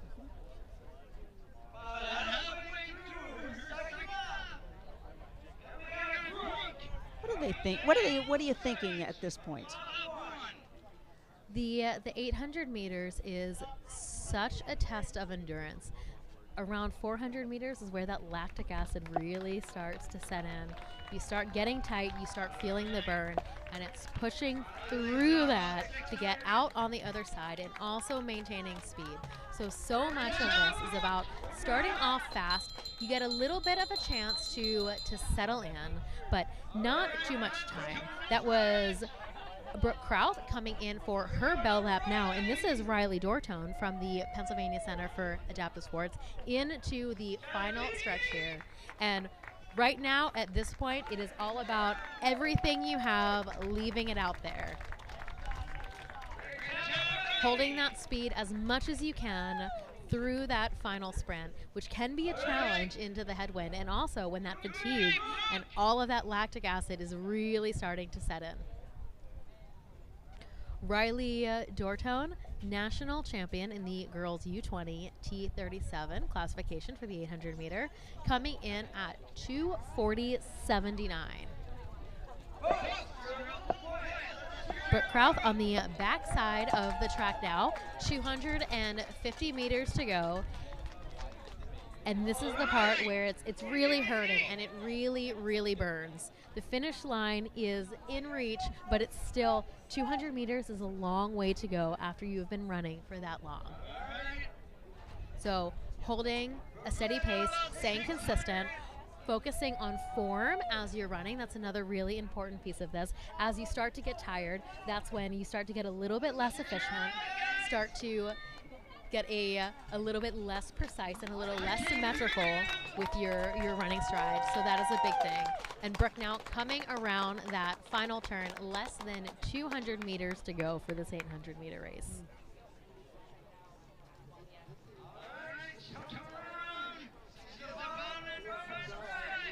You mentioned your parents. Important to have a support system.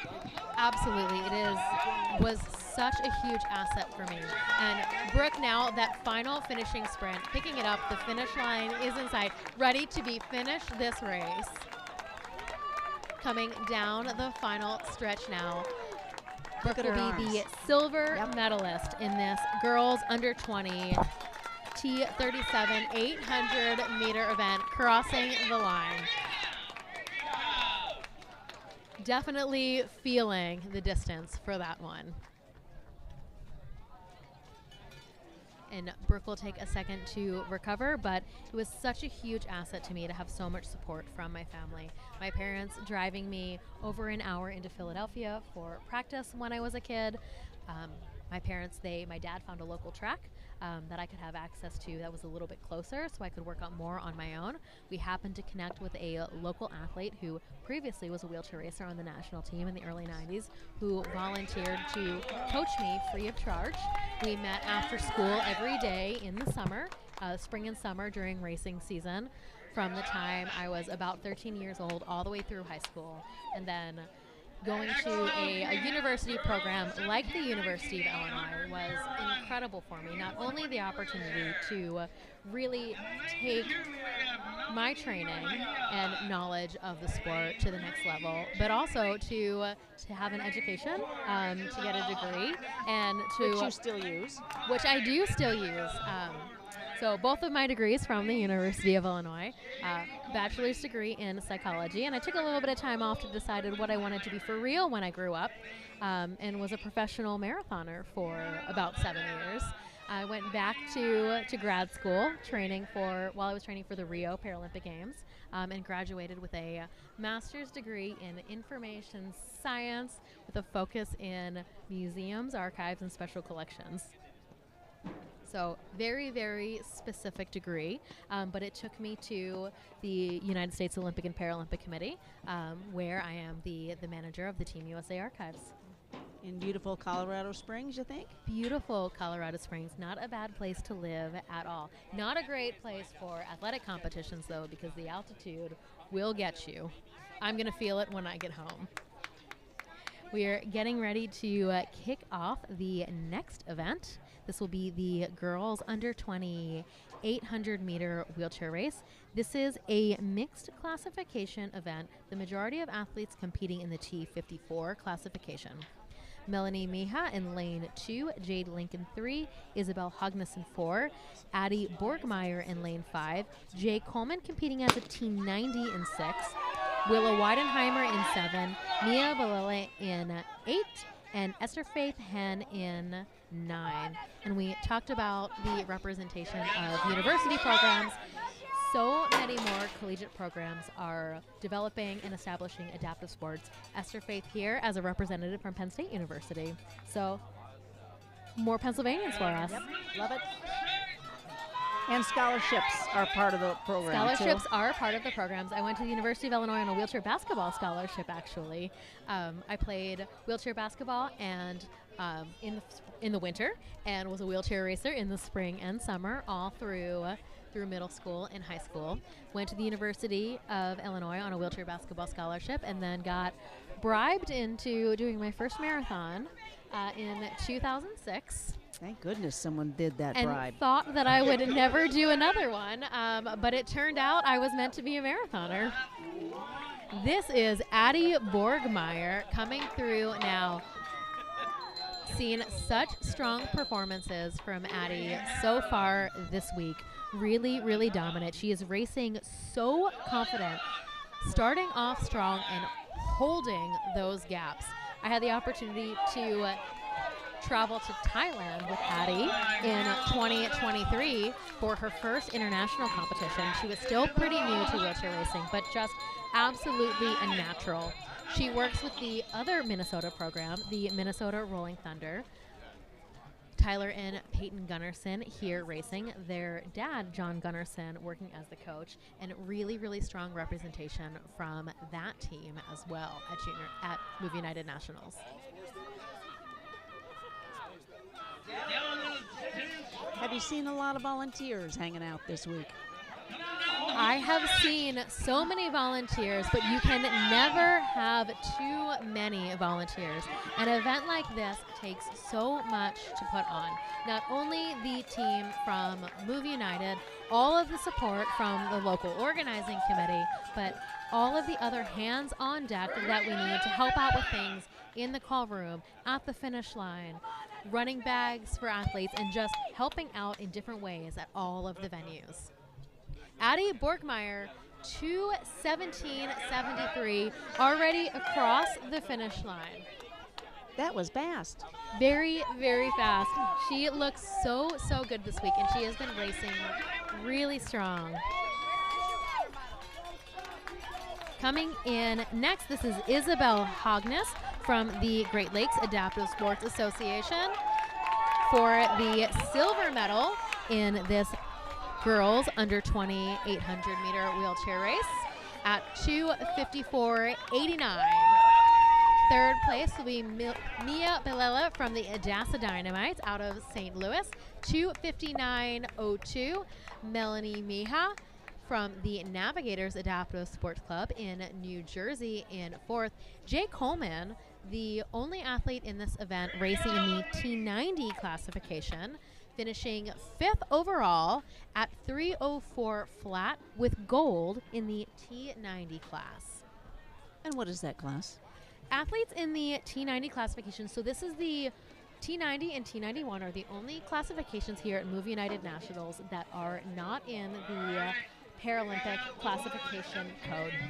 So these are athletes that have a physical impairment, a disability. They either compete seated or standing, but their specific impairment is not classifiable under the traditional Paralympic classification code. So most often this is seen for athletes and individuals who have something like Ehlers-Danlos syndrome, which does result in a physical impairment, but it is very difficult to classify because it is something that can fluctuate.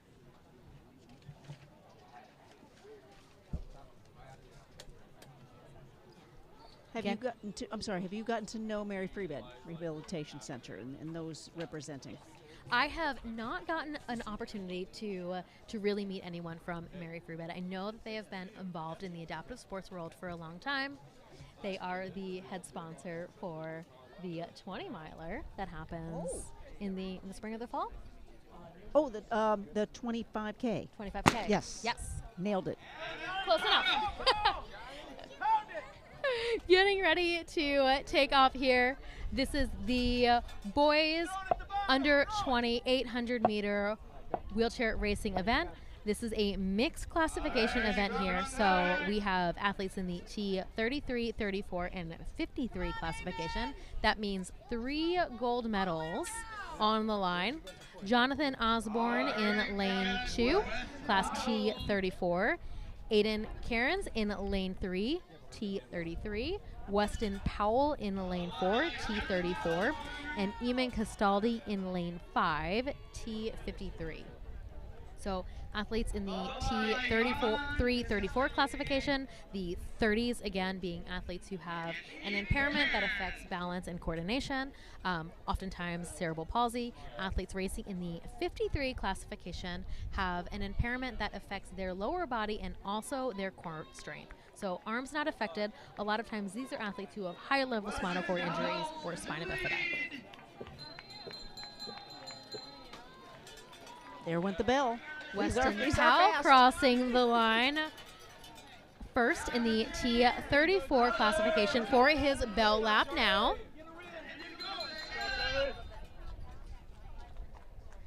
Also, Jonathan Osborne racing in the T34 classification.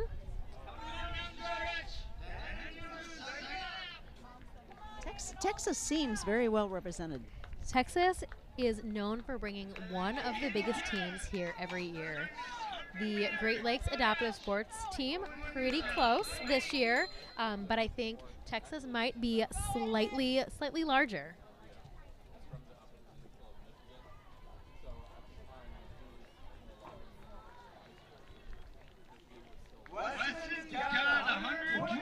Weston Powell coming around right now out of the turn for his final lap.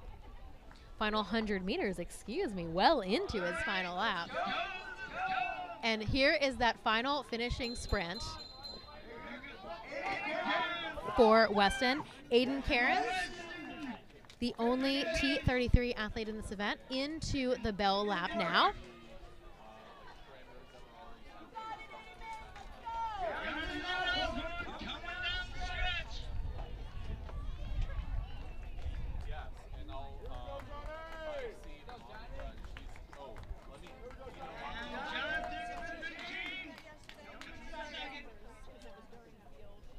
So waiting to see final results here, but Weston Powell will be the national champion in the T34 classification, coming across the line first at 2:23.16, followed by Jonathan Osborne, silver medalist in the T34 classification, 2:46.57. The last 2 athletes coming through competing against themselves out here. Gold medal on the line, but still going for time.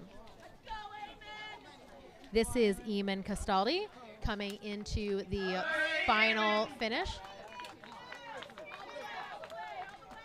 All the way through, finishing sprint here. And that will be 3rd overall, 1st in his classification, Eamon Castaldi. And Aiden Cairns coming around now into that final stretch, about 150 meters to go. The sight of a finish line, again, get you moving. Definitely that extra push that you need sometimes. We've seen so many athletes just turn on that final finishing kick when they hit the last 100 meters. That was Aiden hitting his compensator, so into the straight now, moving his front wheel back into that straight position. Aiden also pushing 800 meters with one arm. I noticed that, and that's miraculous. That's an athlete. Long way to go. One of the only athletes that I have ever seen to push in a racing chair, single-handed, coming through across the line, 4th overall, first in his T33 classification at 4:43.57. I don't want to jinx because this happened to me, but have there ever been mechanical failures? Say, boom, I've got a flat, or I've got a chain problem. That is definitely always a risk when you are dealing with any sort of equipment. Whether it is a bike or a racing chair or a running leg, it is one more thing where something could go wrong. So this is why it is so important. We had Susanna Scaroni here earlier talking about how important it is to know what size tires your racing chair uses, how much air pressure you should have inside of them, what size tools and Allen keys and screws you need in order to make those quick fixes for your chairs. And support is on site for those emergencies, I trust. Support is on site for those emergencies. At an international competition like a Paralympic Games, a lot of athletes will carry equipment into the call tent with them. A spare tire, a CO2 canister so they can fill up their tire if they happen to get a flat on the way out to the track, a small bag of tools with some tape and some glue, some other things that they might need in the moment to be able to race.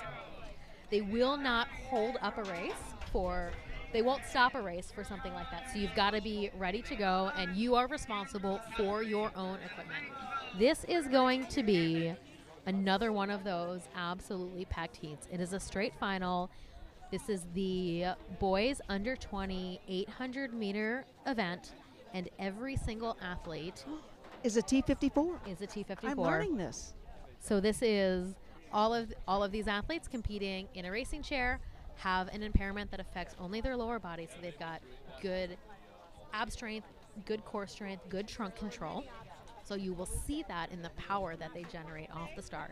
They can really engage their core and get a good bite into the ring, and using that, get good ring coverage and up to speed faster than athletes in other classifications. And this is why the classification system exists.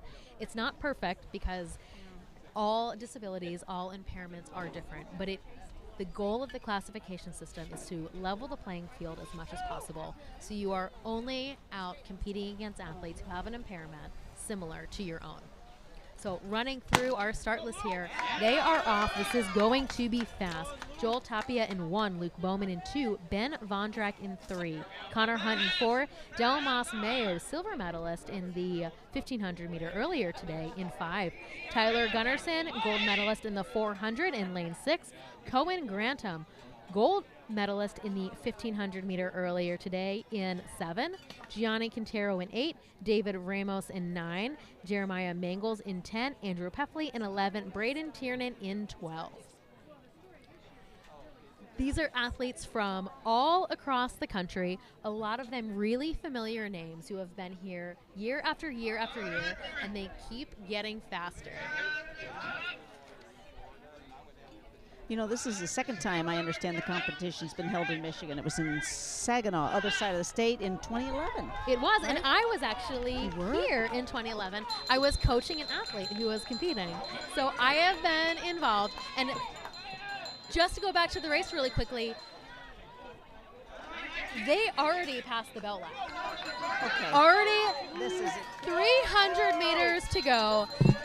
Bell, first 400 meters, less than 60 seconds. This is a fast race.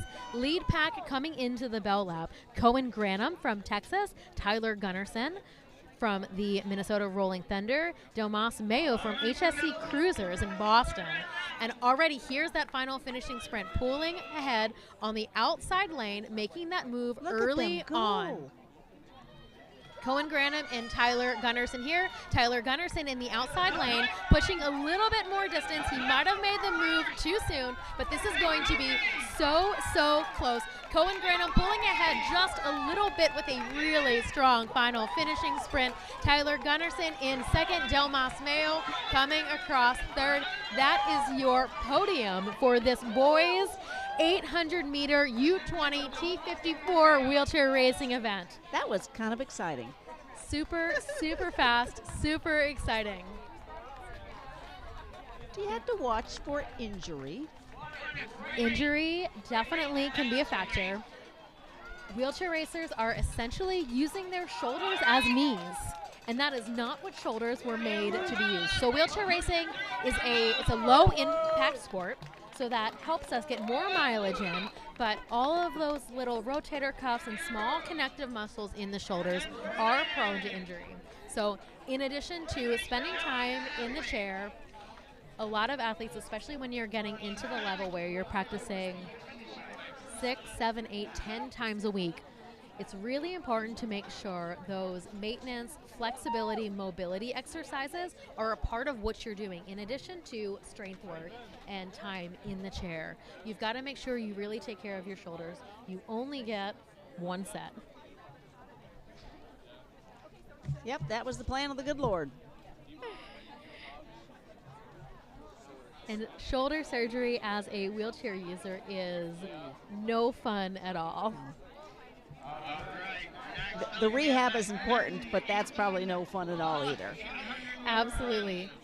Moving on to our next 800-meter event, we have 3 more to go. This will be the men's 18 and over. So this is a mix of U20 and adult athletes in different classification. So 3 athletes, 3 gold medals available for this event. Timothy Donnan in lane 3, representing Glassa in gray. Casey Orendorf, independent athlete, in lane 4. Cade Lubner, also representing Glassa, in lane 5. And I'll be blunt, you have a 35-year-old competing against an 18-year-old. So, you know, there's some speed and endurance that comes into that. Obviously, you know, there's something to be said about aging. But there's also something to be said about experience and tactics and technique. This is a hard race to run.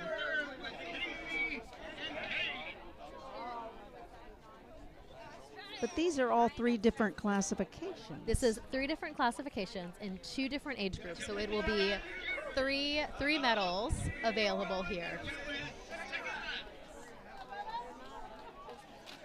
Timothy Donnan Jr. on to the bell lap. Cade Lubner in the black jersey. And Casey Orendorf in 3rd right now. Cade Lubner on to his bell lap, not far behind Casey Orendorf. 3 athletes out here on the track, but all competing against themselves for time in this heat. Timothy Donnan Jr. taking off hard and fast from the start. Doesn't look like he is slowing down at all. Really long, comfortable strides. You can see it in his arms. You tend to see elbows dropping and arms falling as athletes are starting to get tired, but looking really, really strong coming into that last 100 meter. And here is that final finishing kick, less than 100 to go.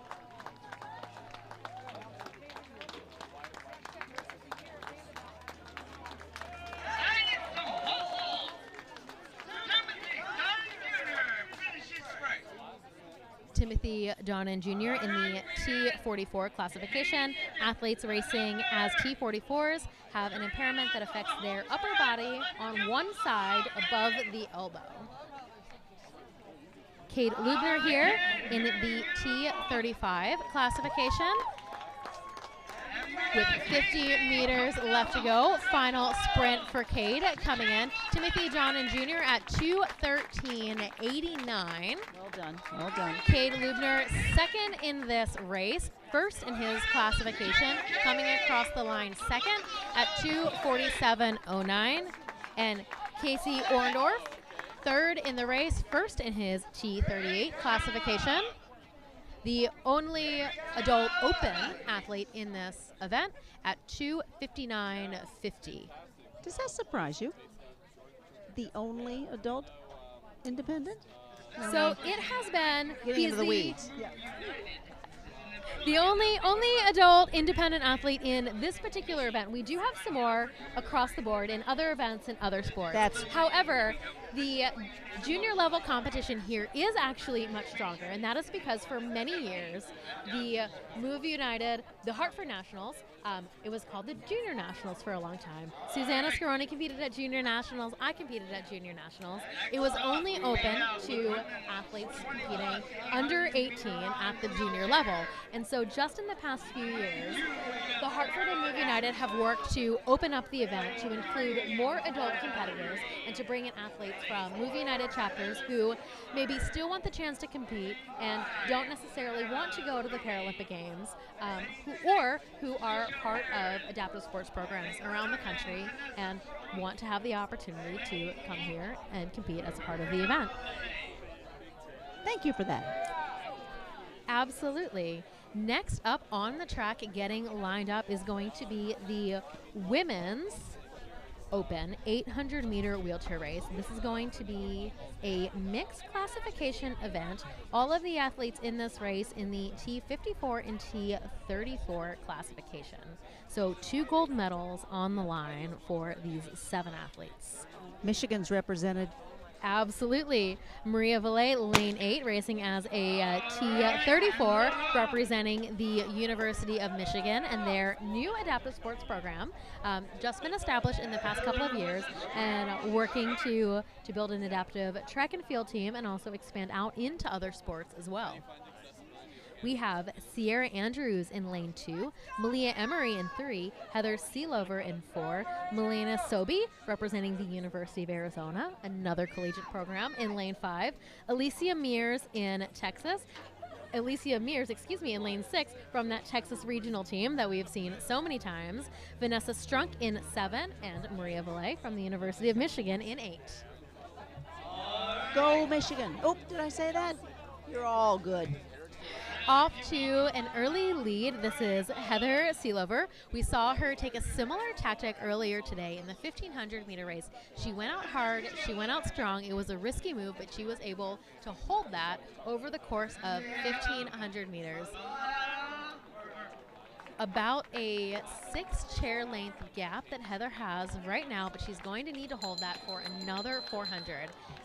Athletes coming in to the bell lap right now. And remind me, she is a parasport category? Heather Seelover is in the T54 classification. It's not listed on our start list, but she's a member of the Parasport Spokane program that yes. Susanna Scaroni competed with as a junior level athlete. Quite a few Paralympians coming from that Parasport Spokane program. Susanna Scaroni, one of them. Chelsea McClammer, another wheelchair racer from Spokane. And recently, some ambulatory athletes coming out of that program as well, competing in Paris.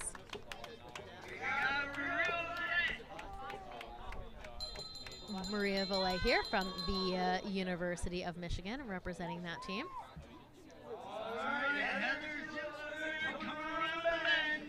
And here comes Heather Seelover. We talked about her holding on to that lead. She made the move early.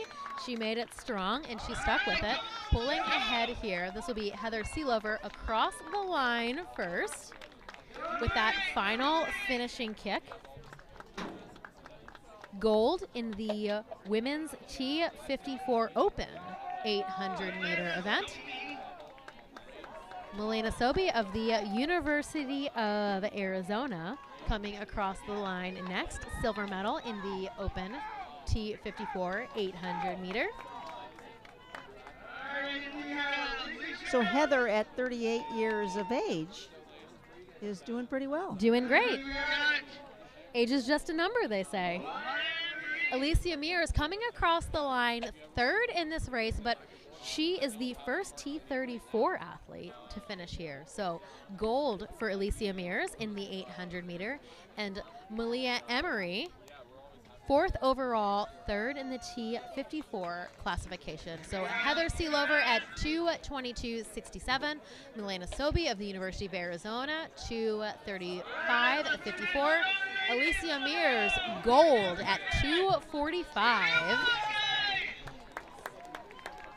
Sierra Andrews coming across 5th.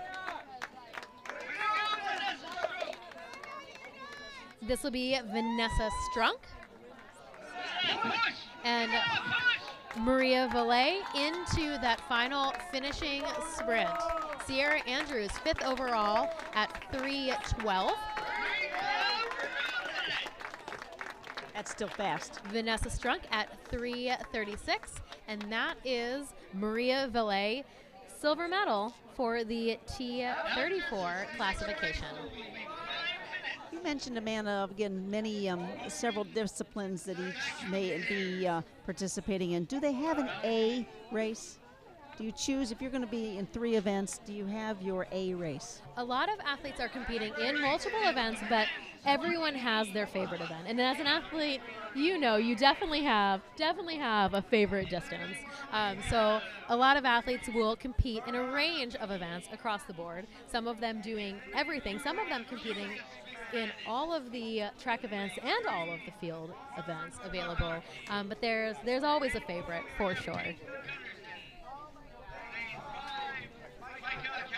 This is a great opportunity, though, for so many athletes to get the chance to just compete against a whole lot of other athletes.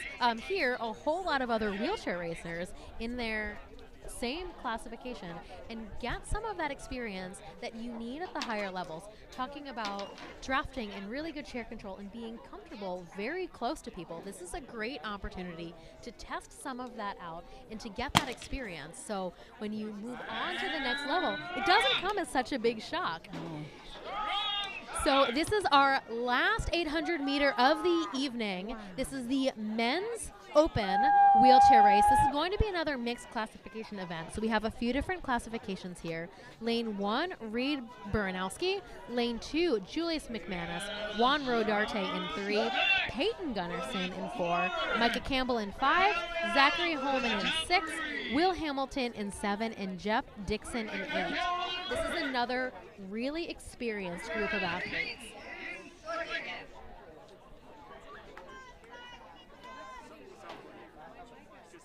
Peyton's younger brother, Tyler, getting silver in the under 20 800 meter race just a little while ago. And this is Tyler up here in the lead with Mike Campbell. Peyton in the lead with Micah Campbell, excuse me, Tyler with a silver medal earlier tonight. And 3 different classifications here, so 3 gold medals on the line. Julius McManus and Jeff Dixon competing in the T34 classification, and Will Hamilton, the only T52 in this event. Remind me of that classification, T52? So all athletes who compete in the 50s complete seated. So that 5 denotes seated. And for wheelchair racing, there is 51 through 54.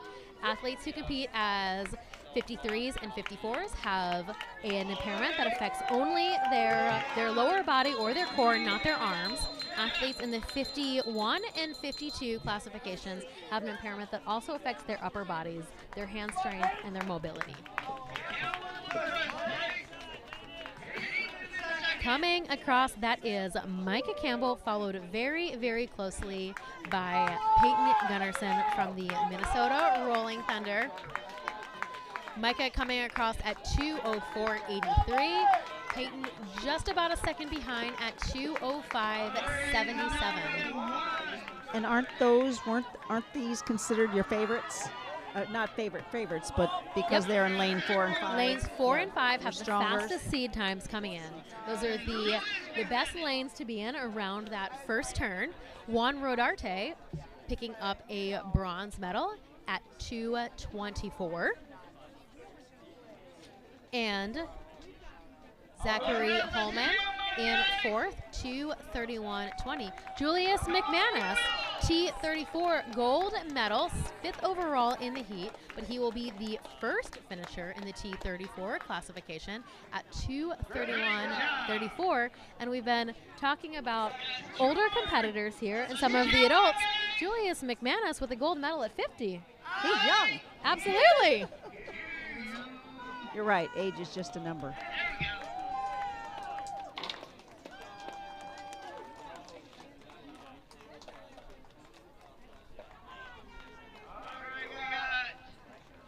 This does feel cooler tonight.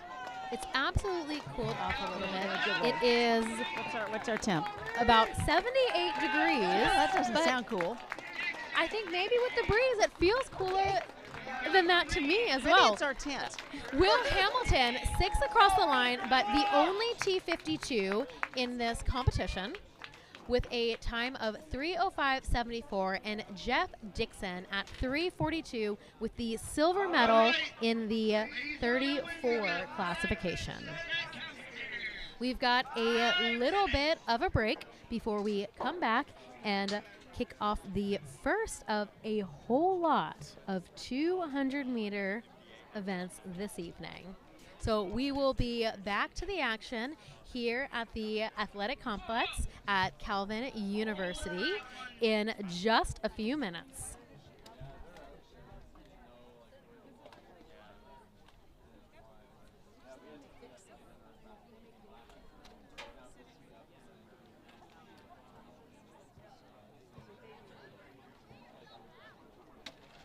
Yeah, just kidding. People are messing with us, guys. 5 minutes to suck up tears. Don't you salt them.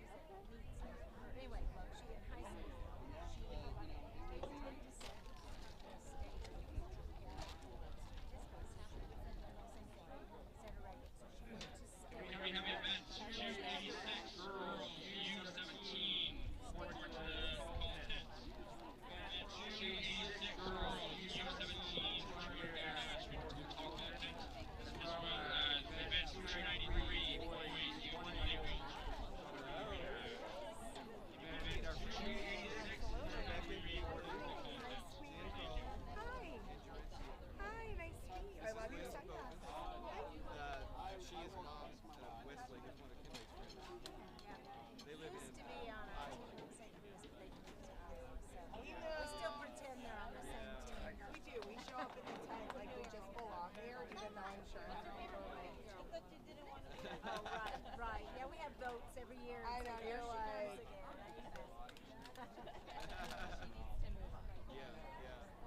Tell that to my kid because he keeps going between the two. He's not stopping. It's not bad to have double friends. So I say that. It's like you get a lot of knowledge. You know all the dirt. That's right. We've known these folks for 15 years. Go right here. That you guys live out here then?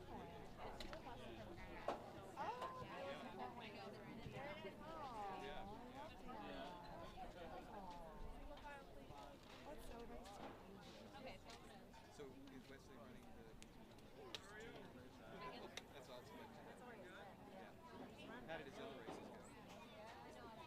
1500 is great. He took off like 30 seconds, which is great. So he's back down to like getting to play hard.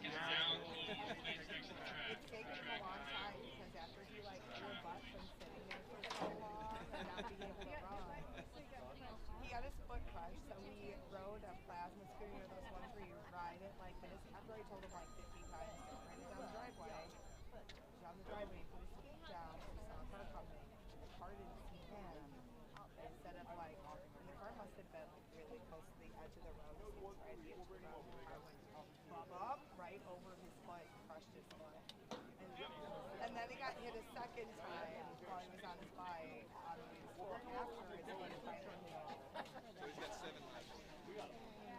Yeah, and he's also fallen out of trees. Like he does all the jumps.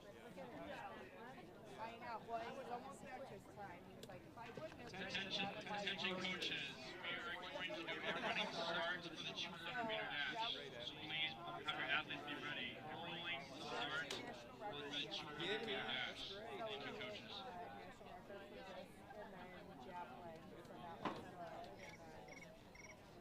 Good day, right? It was a great day. So today could suck a little. Yeah. Well, with all He's not the running, fastest of the 56. So, and that's okay. Yeah. He's doing everything because he can outswim them and he can outbike them. So today was good. His 800 wasn't great, but it's because he went down to Lake Michigan and wasn't from there. That's like doing ice bath. I know. Sure. Ice bath running, digging. Oh, they were digging? In the That's not in sand. the triathlon list. Digging. Oh my God! I just gave Wes a Mountain Dew. I didn't Yeah, have Carl it was wondering about that. Why you did that, but because he's like Wes got here, and you know it's bad when Kelly says is Wes here. That's why. that's great.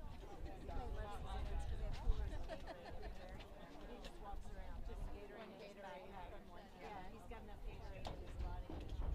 He'll probably hope the rainbows later. I told him it might be good to think about that right before he runs the 200. Right. See how many of those Gatorades he could get. So George is on a mountain biking team, and he does. They have this whole like pre-event schedule. And one of the things they do are these called systems. Right? And it's like electrolyte subs for little kids. They got caffeinated ones. You take it 1 hour before, and then 15 minutes before you take the other half of it. And they do like those beach shoes and stuff. Like they have a whole thing, and it's been very interesting. But so Wes is so used to it, so she's a professional dancer. And like she has this whole Is it included? Yeah, well, I got the, It I does. rated the big bars, but I got It does. the berry Wes bars, does we tweet. got I C love bars, we that. got granola He bars, does. we got the That's It stuff, applesauce. Mountain Dew! Yay! I'm sure it's the same. I mean, Just open your mouth and drink double my I'll be at the glass at 10 here. Okay. What do you have? He's better than okay. Yeah. He was over there visiting with Jeffrey. Yeah. Well, Jeffrey was in camp this year, wasn't he? Yeah. I got a ton of stuff in the car, Rose.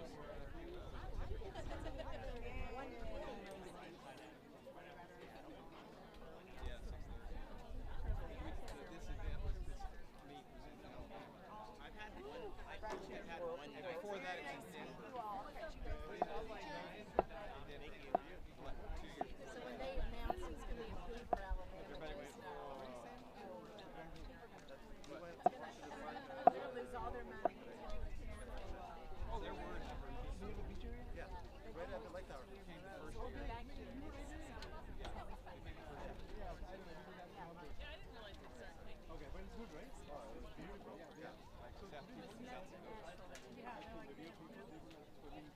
Please have Amy Slimer. Consultant, please. Amy Slimer.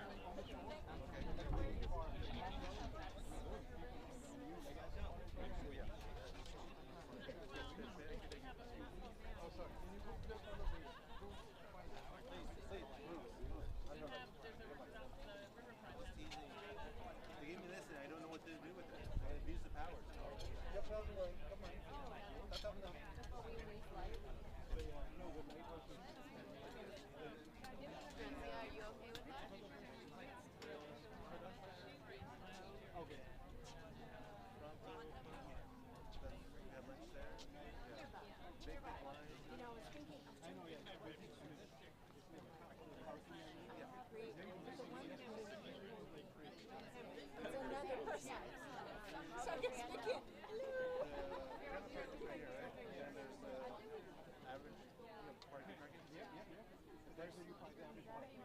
Well, we have to go a little bit further because You don't even have to look, honey. Look for young adults. All right.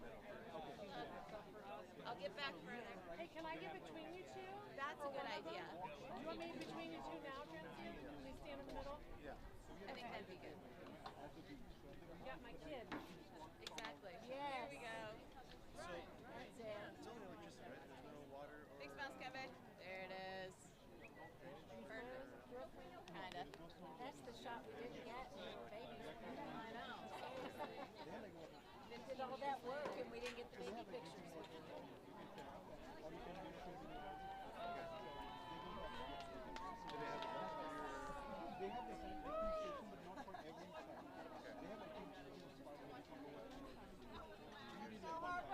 You got this, girl.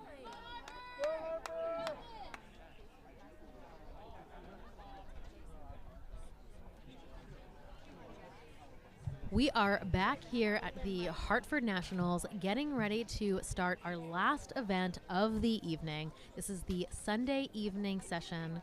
We are in Grand Rapids, Michigan at the Calvin University Athletic Complex. You are looking here at the track, and we have run so far 60 meters, 800 meters, 200 meters left to go.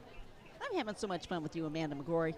Thank you so much. It's been great to have you with me this evening, Shelley. I have loved talking about track and field across the board and so much about this competition. We've seen some really great races and performances so far today. On behalf of Michigan on Grand Rapids, we welcome again you for the week, the 2025 Hartford Nationals conducted by Move United. So many sponsors. We'll drop a few names before we're done. Amazing to be here, and we will be back again next year. The Hartford Nationals moves every 2 years. So the first year here, 2025, we will be back again in 2026, and then it has not been announced yet. It'll be announced next year where the Nationals will be moving for 2027. All right, well, then I'll see you on that Sunday night of July 2026. How's that? Absolutely. So it's a date. I'll pencil you in. Thank you. So 200 meters, normally we start with the youngest athletes first and then move up through the age groups. But we have two classifications that are going to have 200 meter finals. So we are running prelims first of the girls U17 T54 200, followed by the boys U20 T54 200 meter final. So they are racing in their prelims first, and then at the end of the night tonight, the last two events will be medal finals for those two events. So we don't know those names yet because they haven't. We don't know those names yet because they haven't gone through the prelims. So some excitement coming. So those will be the first two and the last two events of the night. And you did some of that this morning too, correct? We did some finals for the 400 meter this morning. The girls 200 Julie Gonzalez, Amy Saver, Alexis Wolf, and And this is heat one of the girls. 200-meter U17 T54 final. That was Autumn Fought coming across the line first at 33.67. Madeline Wilson in second, 40.58. Julia Gonzalez in 44.44. Alexis Wolf in fourth, 48.49. And obviously all of the same classification class. All of the same classification, so there are a lot of competition in this age group and this classification, getting ready for the second of two heats. So top finishing places in each heat, and then top times will move on to the final this evening. In lane 2, Liza Robbins. Lane 4, Brooklyn Gossard. Lane 5, Isabel Crew. Lane 6, Harper Johnson. Isabel Crew off to a little bit of a lead here. Brooklyn Gossard pretty close behind right now. Hard to see where they are, but we'll be able to tell when they come out of the turn. And that was Isabel Crew hitting her compensator first into that final stretch. Look at her arms go for that final finishing sprint. Really, really picking up the hand speed, getting a lot of power. Will be first across the line, first in her heat of this girls T54 200-meter event. Isabel Crew, 34.93. Brooklyn Gossard coming across second, 36.84. Really close between third and fourth there. That'll be Liza Robbins taking third in this prelim, 49.31, and Harper Johnson at 50.67. Top finishers from both heats, and then the next fastest times will be moving on to the final this evening at the end of the night. So a little bit of a rest, but not a ton. Before the sun sets, right? And for a lot of athletes, they have already run a 1,500, an 800, and a 400 earlier today. So this will be the fourth, sometimes the fifth or sixth race for some of these athletes with finals. Well, this is the quality of your athlete here. Whole lot to do in one day. Did you do that in your time? I did. I did all of them, absolutely. When I got a little bit older, I was always meant to be a long-distance athlete. So when I got a little bit older, I stopped racing the 100-meter, but still did all of the longer sprints and distance races all the way up to the 5,000. And which marathons have you won in your life? Oh, my goodness. I know. We don't have enough time. New York City, right? I London. won New York twice. I won London twice. I've won Chicago 3 times.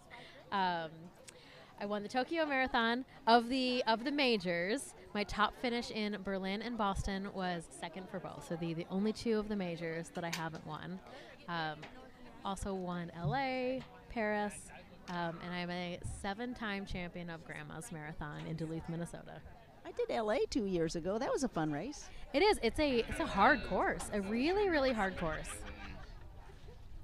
Getting ready. So this is our second event of the evening of the second event of the 200s that will be a prelim moving on to a final later tonight. This is the boys under 20 200-meter race in the T54 classification. A lot of athletes here.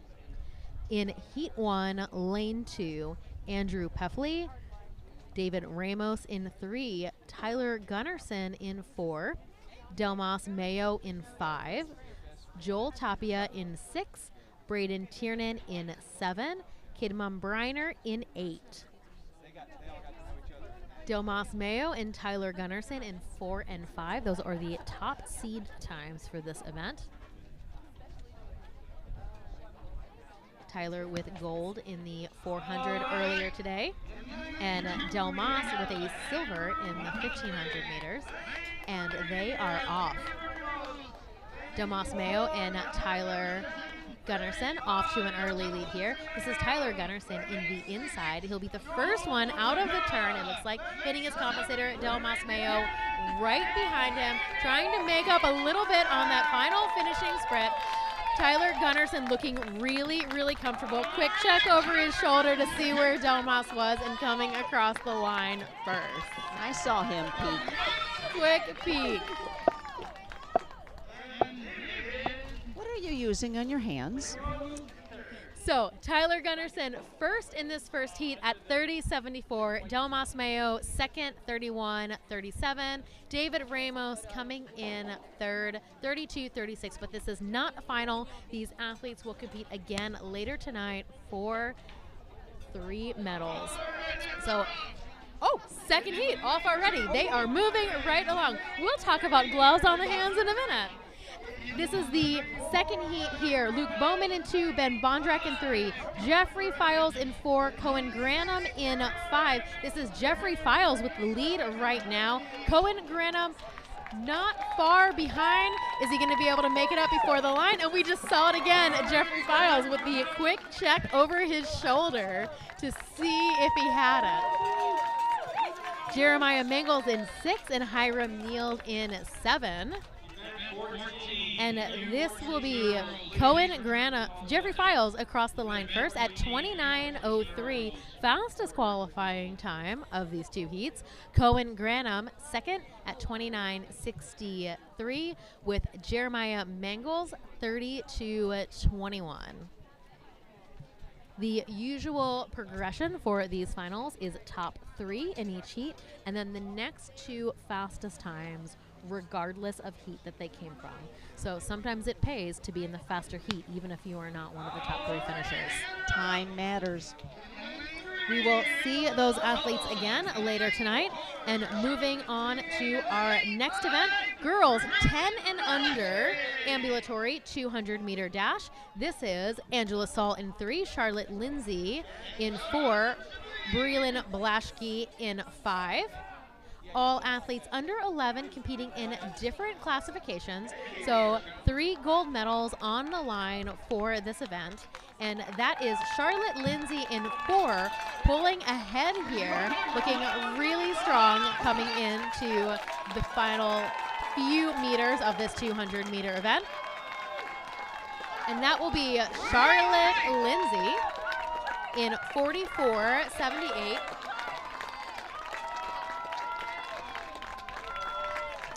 Second across the line will be Breland Blaschke in 55.14. And this is Angela Saul running in the T63 classification. Athletes running in the 63 classification run with a lower limb prosthetic, but also do not have their biological knee.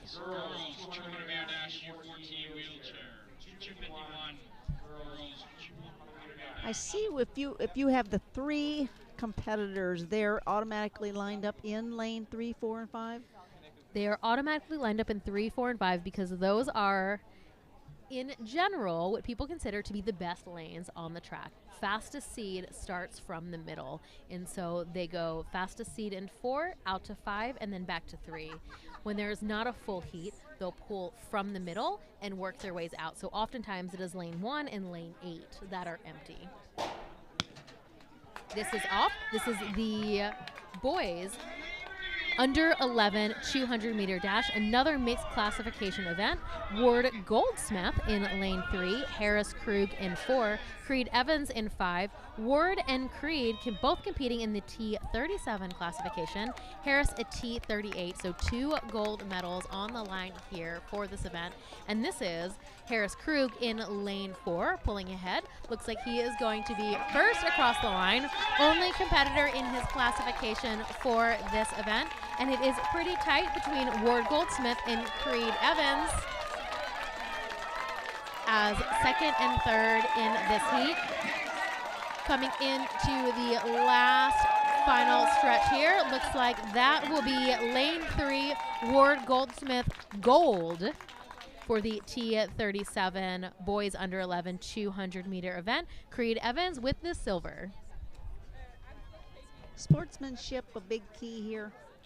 Sportsmanship is always a big key, especially when it is a world as small as adaptive sports. So many of these athletes are good friends. In addition to being competitors, they see each other at events around the country throughout the year and also keep in touch online, via social media, and really build strong bonds outside of just athletics. A big thing for me when I first started was just the opportunity to meet other kids who used wheelchairs. I had never met another kid who used a wheelchair. I only met people who were older, who had disabilities that were very different than mine, that I didn't really feel like I had anything in common with. And when I went to my first wheelchair basketball practice as an 11-year-old, I was like, oh my goodness, this is amazing. And I was just so excited to be a part of a community, first of all, and then sports came second. This is the girls U11 200-meter wheelchair race. All three of the athletes here in the T54 classification competing for 1 gold medal against each other. This is Eliza Wilder in lane 3, Annabelle Brennan in 4, Pepper Penelope Webster in 5. We saw Eliza and Pepper Penelope earlier today. I'm starting to remember these names. In the 60 and the 800, and I believe they flipped and went gold and silver in each one of those. So here in lane 4, we've got Annabelle Brennan pulling ahead in the 200 meters, and she will be first across the line, gold in this classification. And this is close, but it looks like Eliza Wilder in 3, followed by Pepper Penelope in 5. Annabelle 52.76, Eliza 57.23, Pepper Penelope in 58, and that is your podium: gold, silver, and bronze. Each race is determined by that live time, correct? It is so close, absolutely. Coming into next event here, this is the girls under 14 200-meter dash mixed classification. Mason Cron-Mueller, Hayden Fletcher, Samantha Vaca, Lydia Higgs, Eliza Cole, Carmen Wilkie, and Anna Downs.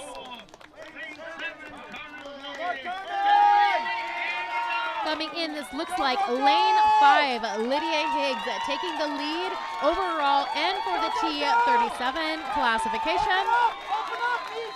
And that'll be Lydia Higgs. Lane 7, Carmen Wilkie crossing the line second, followed by Samantha Vaca in lane 4. This is a mixed classification event, so athletes from 4 different classifications out there competing for 4 different gold medals. But gold overall and for the T37 classification goes to Lydia Higgs. Texas once again, well represented. Texas once again. 41.03 for Eliza Cole. 36.02 for Carmen Wilkie. Lydia Higgs, 33.58. Carmen Wilkie, 36.02. And then Samantha Vaca, 3rd overall in this heat. And that is Anna Downs, the only T35 competitor in this event. Gold for Anna Downs in the girls U14 mixed 200-meter event. I've not seen from this angle, but is there a clock where athletes see their time, see the time from gunshot? I haven't seen from this angle either. Oftentimes there is a clock that sits at the finish line that we wouldn't have a view from here. There isn't always, and there isn't required to be. So sometimes it is a little bit of a surprise. And I know a lot of athletes are waiting for those live results to be posted online to see if they got the gold, but also to see if they have a new personal best. The live times are posted on the Jumbotron. We just can't see it from our view here. So they do have an idea when they come through how they finish and what their times are. There's still nothing like the personal best, the PR, the can I do better tomorrow than I did today. Absolutely. It's human nature. It is. And, you know, athletes are here competing. They are the best in their classifications in the country for a reason. And it's that competitive drive. It is across the board. So not only is there that drive to win, you want to come home with the hardware and pick up those gold, silver, and bronze medals with the podium finishes. But in addition to that, you just want to be getting faster and stronger and pushing yourself to go further, to be faster every single time you are out on the track. We are getting ready for our first of 2 different races in the boys U14 200-meter event. These are both going to be ambulatory and mixed classifications, straight finals. Our first kicking off in just a moment. We will see Isaac Burke in lane 2, Wesley Bobus in 3, Jackson Higgins in 4, Lake Reed in 5, Landon Healy in 6, Silas Eubanks in 7, and Bennett Miser in 8. Getting ready and set on the start line. We see some blocks being lined up. It is an option for athletes to compete with blocks if they choose. And something else that you will see that is an option for athletes competing in adaptive classifications is sometimes an additional support or block up in the front for athletes who have an upper body impairment or asymmetry to help balance out their shoulders off the blocks. So you can bring something with you to lean on for additional support also. At what time do you call athletes to gather prior to their heat? So for this event, it is about 20 minutes for that first call room. Athletes need to be ready to go into the call tent, make sure everyone is there, their equipment is checked, their numbers are checked, and they are prepped and ready. And then it is just a sitting and waiting game. It's not too bad at an event like this, but at something like the Paralympic Games where they are running a whole lot of events on a very set schedule, that call time can be 45, 50 minutes for track events, and for throwing events, oftentimes well over an hour. So you're warming up more than an hour before you are even going to see the playing field, which is really, really tricky to stay loose, to stay relaxed, and to not get in your own head. The mental aspect. The mental part, especially because you're sitting, a lot of times at the Paralympic Games especially, you're sitting under the stadium in a little room staring at your competitors for 45 minutes. See, you're talking about your own story. Absolutely. So, a couple of test starts here. Everyone getting set. Why a test start? A lot of times I think athletes just testing their position, their foot placement, getting some of the jitters out too. That is a big, big thing, especially for these shorter races. There's not a lot of room for error. In something like a 1,500 meter or a 5,000, you can make a mistake or two, maybe misstep off the start and still have time to recover. But for a 200 meter race, not a lot of time. This is under a minute for most classifications, some of them closer to 30 seconds. There's not a whole lot of time for recovery there. So you want to make sure everything feels right, you feel loose, you know where you want your feet to be, you know how you want to be lined up on the start and ready to go the second you hear that gun. Less than the second that you hear that gun. I just remembered my 100-yard dash as a freshman in high school. Oh, that just triggered that whole mental thing. High school career as a sprinter, and you've moved on to long distance since then. Yes, but I played basketball in high perfect. school, so we've got that. We do. Yep. What was your position? You know, I was considered tall at 5'6" back then. I've center forward, had a great turnaround jumper and a shot from the sideline. Well, in no world am I considered tall, so I was a guard. True. You were a guard. And how was that determined in your world? So wheelchair basketball also has a classification system, and we can talk a little bit more about that, but we are off now. Everyone set, ready to go. The gun is off, and we have a callback double gun. Sounds like that could be a false start. So we will wait to see what happens there. And in the meantime, while everyone resets, we can talk about classification for basketball. Yeah, let's do that. So team sports work a little bit differently, and they're very cool. They work off of a point system. And so athletes are given a point number based on their functional ability and the way that their disability affects their play. Their play, yes. Absolutely. So athletes who have higher level injuries have maybe some core impairment, which affects balance, stability, and strength, will be lower classification numbers.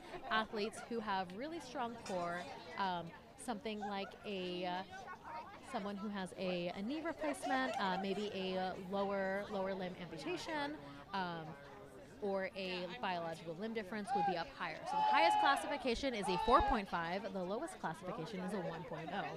And there is a maximum number of points that you can have out on the court at any one time. Because of that team. Yep, and so you can work within, and it's an advantage to have lower point players that are really strong or really fast, because you could put lower point players in, and that'll give you the ability to add more generally taller, higher point players, and you can create some mismatches with speed, with height, with power. And so it is a whole orchestra of figuring out whether you want to go middle of the road, if you want some high point players, some low point players, and what all of those different lineups look like and when you want to play them. And has that always been the way it's been, or has it changed in 20 years? The classification system has changed many, many times over the course of the Paralympic movement, but that's been pretty steady for the past 20 years or so. What qualifies different athletes into those point classifications has been shifted and adjusted and updated a little bit, but the overall point system and the way that works has been pretty stable. And it works similarly with other team sports. Something like wheelchair rugby also works off of a point system. Did you play wheelchair rugby? I did not play wheelchair rugby. I'm actually not eligible to play wheelchair rugby. It's one of the few sports that Just is for boys? Well, it's actually for athletes who have impairment in 3 or 4 limbs. And Okay. so, called murder ball when it was first invented back in the 70s. Called quad rugby or wheelchair rugby today. And this race is back off.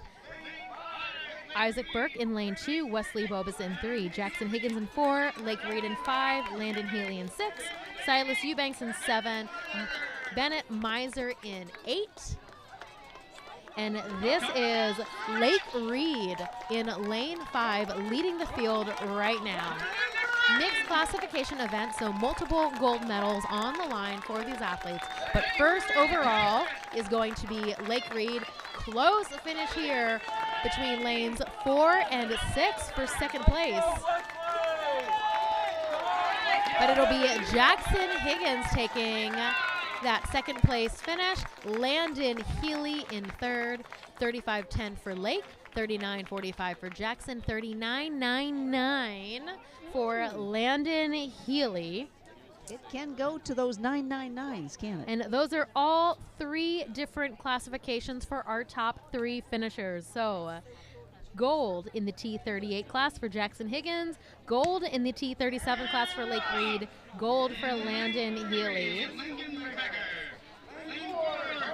Next race, we have Lincoln Becker in 3, Carson Carney in 4, Lucas Healy in 5, Max Spooneybarger in 6, Jacob Estes in 7.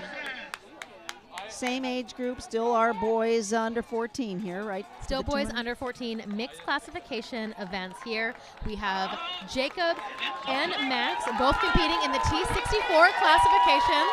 So winner here will take the gold, and that is Jacob Estes in lane 7 by just a hair. Gold medalist in the T64 classification. Coming in here, Lucas Healy, T36. In lane 3, this is Carson Carney.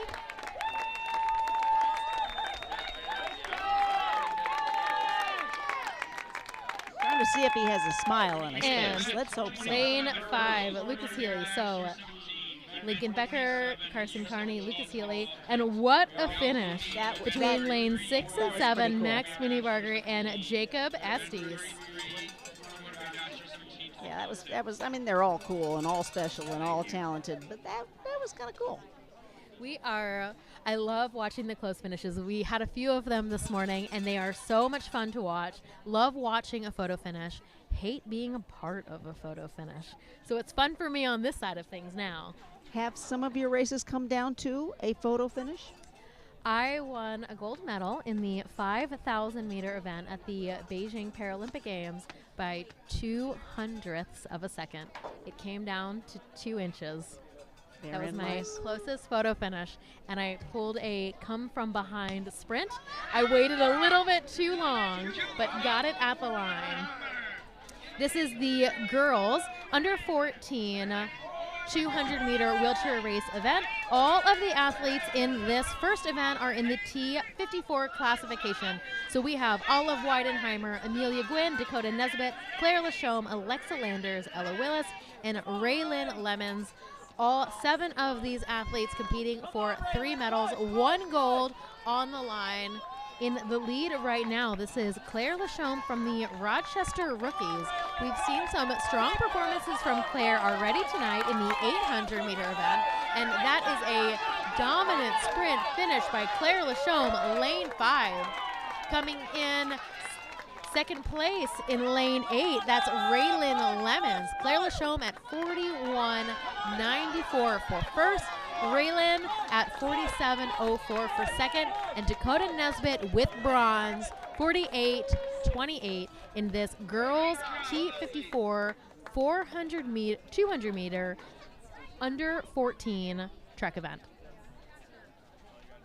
When you're in public, what are your fans asking you?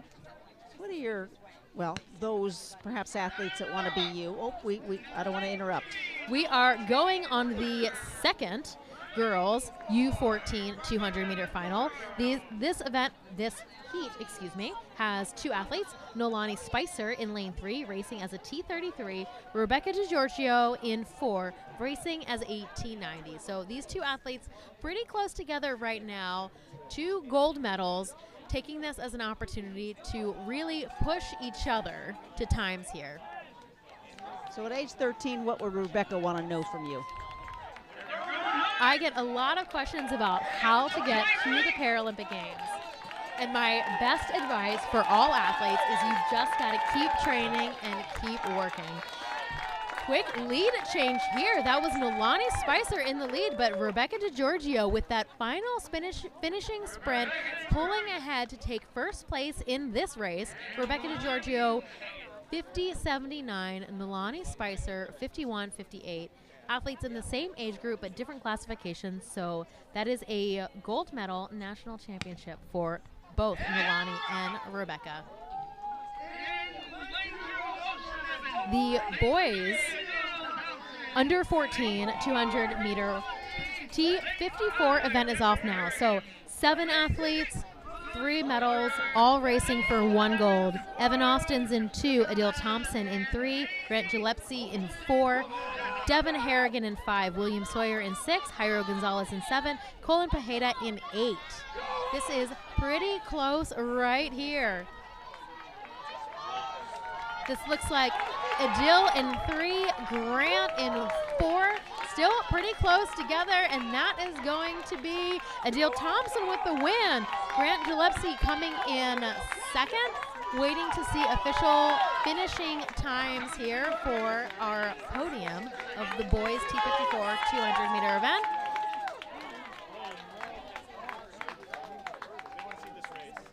Another set of close finishes. Adil Thompson, 41.17, just about a half second ahead of Grant Gillespie, who is picking up a silver medal, and Colin Pajeda with bronze in 43.98. Well, we are talking about all the behind the scenes when it comes to just this broadcast, but we're going boom, boom, boom.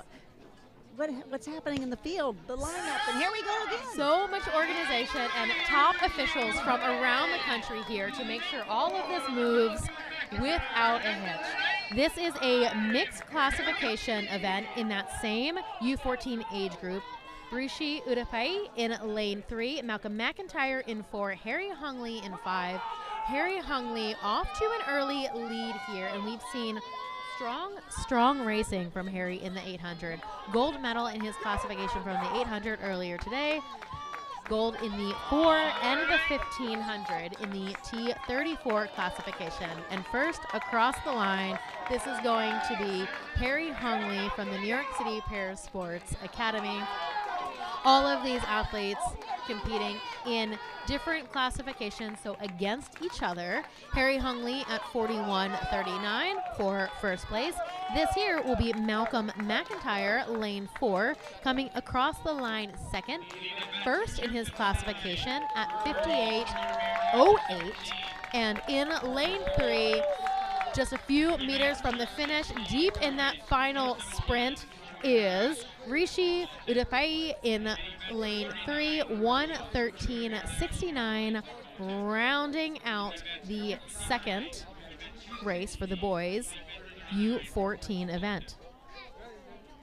Moving on to a mixed frame running event. So you asked if we would see frame runners. And here we go. And I here just we had to wait are. till 8:35ish. They are back. So this is a mixed classification, mixed gender event. Penelope Fernandez in lane 3. All of the frame running athletes get 2 lanes. So Jody Putman in lane 5. Cohen Goff in lane 7. Representation here, men and women, and in the T71 and 72 classification. So frame running is one of the newer sports and just added into the official Paralympic program for LA 28 for the first time. So athletes who compete in frame runners, you can see they look kind of like giant tricycles. They have wheels. They do have wheels. Of course. They have a bicycle seat, but these are fully 100% leg powered. So athletes who compete in these T71, 72 classifications aren't good candidates for wheelchair racing. They're stronger with their legs, they're better runners, but they need a little bit of support. So that frame runner is there to give them support and allow them to focus on speed rather than worrying about balance and stability throughout the course of the race. So in lane 5, this will be Jody Putman, class T71, competing in the men's open division, heading right across the finish line, and that was so close. Cohen Goff making up a huge amount of distance in that final 100 meters. And this is Penelope Fernandez in lane 3. Did you say this is mixed boy-girl? This was mixed age group and classification and gender. Only 3 frame runners here competing at nationals in this 200-meter event. So a really good opportunity, even though, like we've seen before, not competing against each other for medals. Still a great opportunity for the athletes to get out on the track and compete against other athletes using similar equipment. And this is Penelope Fernandez coming up to the finish line. All 3 of these athletes coming home with a national championship, a gold medal in their respective classifications. Well done. You mentioned the lane. Does one need to stay in their lane? One does need to stay in their lane in all events except for the events where you are able to break in. So 800 meters, 1,500 meters, 5,000. Otherwise, these events are run exactly the same as non-disabled track and field events. This is the girls U17 200-meter event, mixed classification. Alexis Warren in 3, Isla Duncan in 4, Kristen Brunson in 5, Katie Eddington in 6, and Ellie Todd in 7. A mix of athletes in the 61, 63, and 64 classification. And that will be Isla Duncan across the line first. Waiting for official finishing times to come up for all of the athletes. Isla Duncan at 35:54. Alexis Warren, 35:56. Kirsten Brunston, 39:81. Katie Eddington, 41:83. Isla Duncan taking gold in that T64 classification. Katie Eddington with gold in T63. And Ellie Todd, gold for T61. Do each of these heats or each of these events have records? Each of these events, every age group and every classification has national records. So we've also had quite a few national records broken so far. Unfortunately, I do not have them on hand. I wish that I did, but we've got so much to keep track of with all of the names and all of the classifications anyway. It might be better Next that year. we don't. Absolutely. Second heat here. This is all athletes competing in mixed classification U17 age group.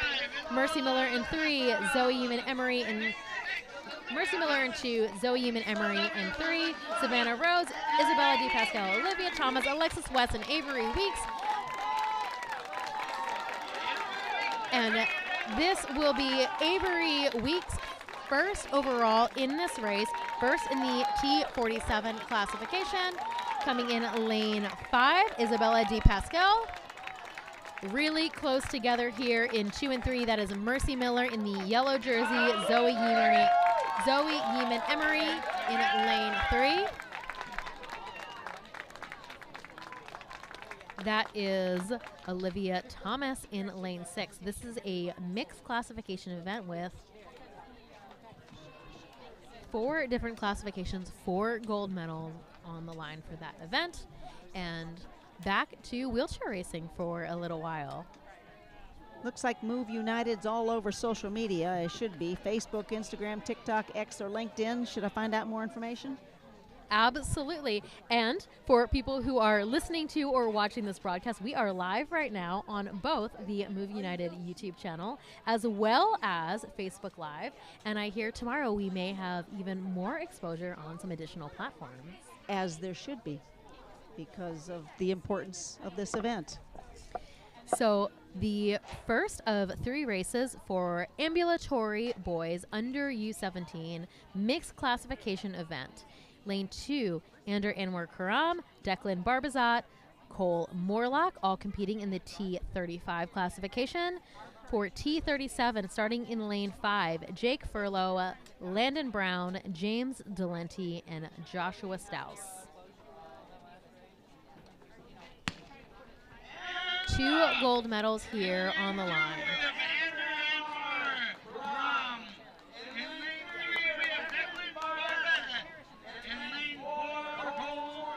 Really strong start here from Jake Furlow in lane 5, holding off the pack into the finish, coming in all by himself, and that will be Jake Furlow for the gold in the T37 classification, followed closely by Landon Brown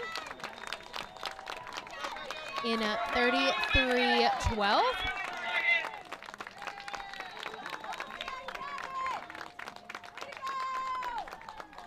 You gotta clap just as loud for the finale as you do the first one through, my friend. Cole Morlock coming in 3rd overall, but first in the T35 classification. So Cole Morlock, national champion in the boys under 17 T35 200-meter event.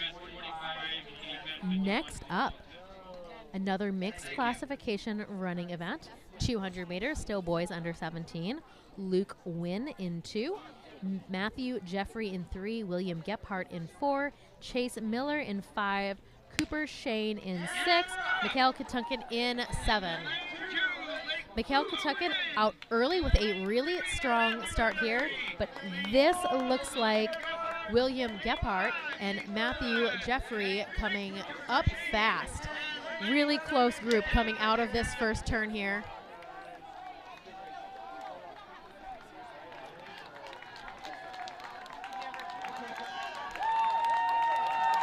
And that is going to be William Gephardt, lane 4, first across the line overall. This is a very, I mean, we've got another set behind this. There are so many boys competing in this under 17 age group. 4 different classifications in this race, 4 different medals on the line. First overall, William Gephardt at 30.16. Matthew Jeffrey picking up the silver medal there in 32.89. Cooper Shane 3rd overall with a gold medal in his classification. And moving on to the final race of the boys under 17 200-meter ambulatory event. Trey Sarek in 3, Kenby Rogers in 4, Chase Merriweather in 5, Owen Mordyke in 6. Athletes here all competing in T62, 63, 64 classifications, meaning that they run with lower limb prosthetics on one or both sides above or below the knee.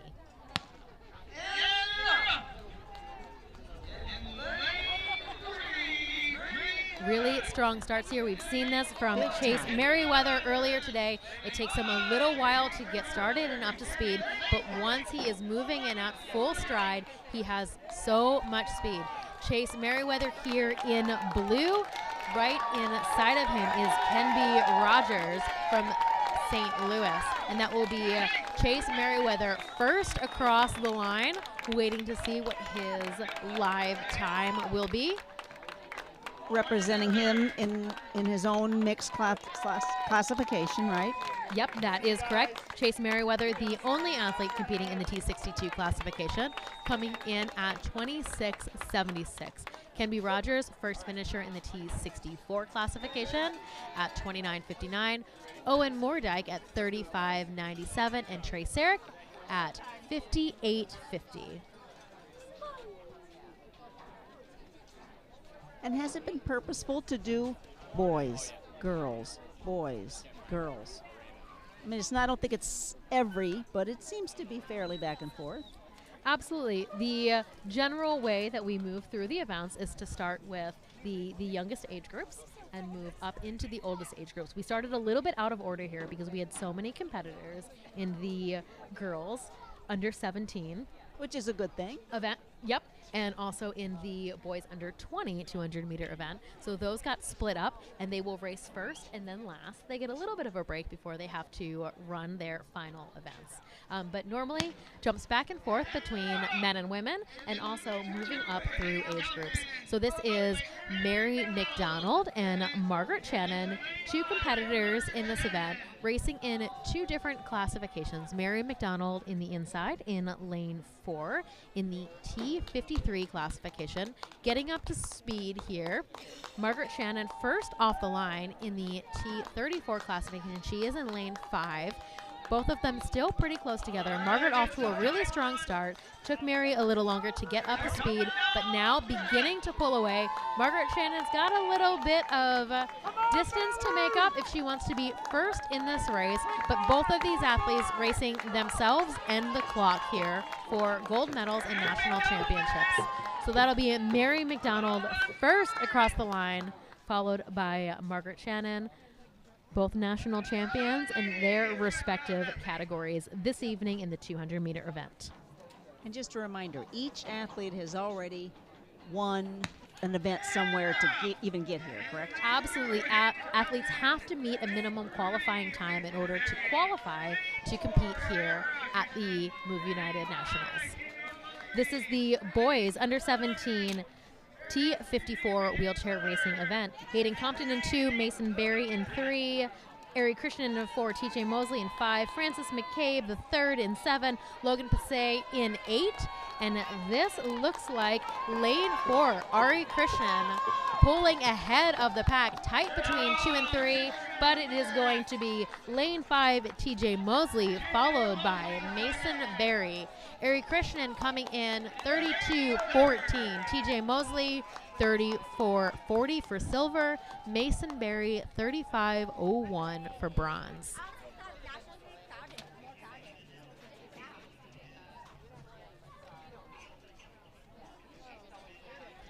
With another section getting ready to go now. Next event already off. This will be a mixed classification event.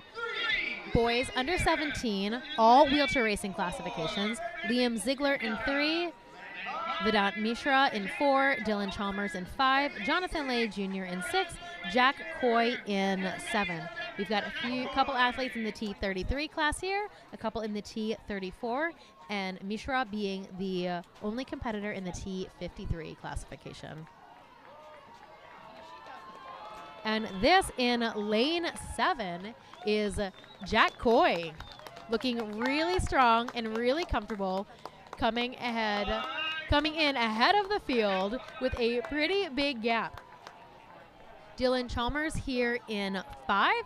Inside of Dylan, that'll be Vedant Mishra representing Louisville Lightning, and this looks like it's going to be pretty tight. This could be your photo pretty finish. Close, pulling ahead just at the line. That's so hard. Woulda, coulda, but it is what it is. Super close, but Vedant and Dylan competing in 2 different classifications. So Jack Coy, national champion in his classification. Vedant Mishra, 104.09, second in this race, but gold in his classification. And Dylan Chalmers, 3rd overall, but gold medal, and national champion in the T33 classification. Again, good just to have that spirit of chasing someone, whether or not they're really my competition or not. It right? is always easier to have other people out on the track with you, whether you are ahead or behind. I personally always love having someone to chase, but having some other bodies out there makes such a big difference. We are moving along to the girls under 20 200-meter dash. These are mixed classifications, all ambulatory. Violet Kelly in lane 2, Livia Evans in 3, Violet Hall in 5, Madison Haas in 6, Indigo Breweiler in 7, Brooke Krauf in 8. Athletes here competing in T37, 46, and 33 classifications. Lanes 2, 3, 6, and 8, all competing in T37 for a gold medal in this event. How could one? We're at 36 states. How could we make 50 states happen? So much of that is spreading the word of Move United. And we actually have Jonathan Lay Jr. did not start in the last heat and is here now racing solo on the track. We just talked about how hard it is to be the only one out there on the track. So take me through why he was able to do this. So I am not even going to pretend to make something up for you to know. But Jonathan Lay, not on the start list. He could have been moved intentionally into his own heat. Something else could have happened that prevented him from being able to be ready to start, and still wanting to give him the opportunity to race. He made it all the way here to nationals, qualified to be here. So great to get the opportunity at least to get out on the track, even if it is solo. And he's rounding the bend and coming to home. Coming in to the finish now, less than 100 meters to go halfway through this 200-meter race.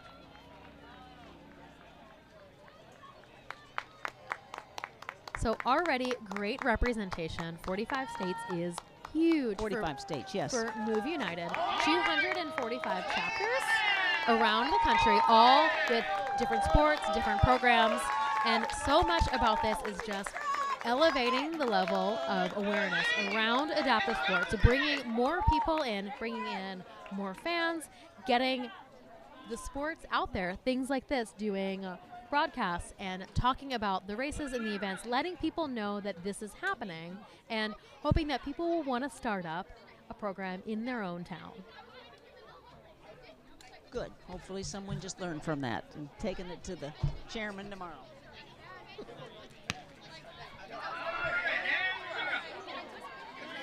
Girls under 20 ambulatory 200-meter mixed class event off now. Violet Kelly, Livia Evans, Violet Hall, Madison Haas, Indigo Breweiler, and Brooke Krauf. This is Violet Hall, lane 5, the only T46 competitor in this race, coming across the line first. Madison Haas here in the Glassa jersey, looking to be second overall, first in the T37 classification.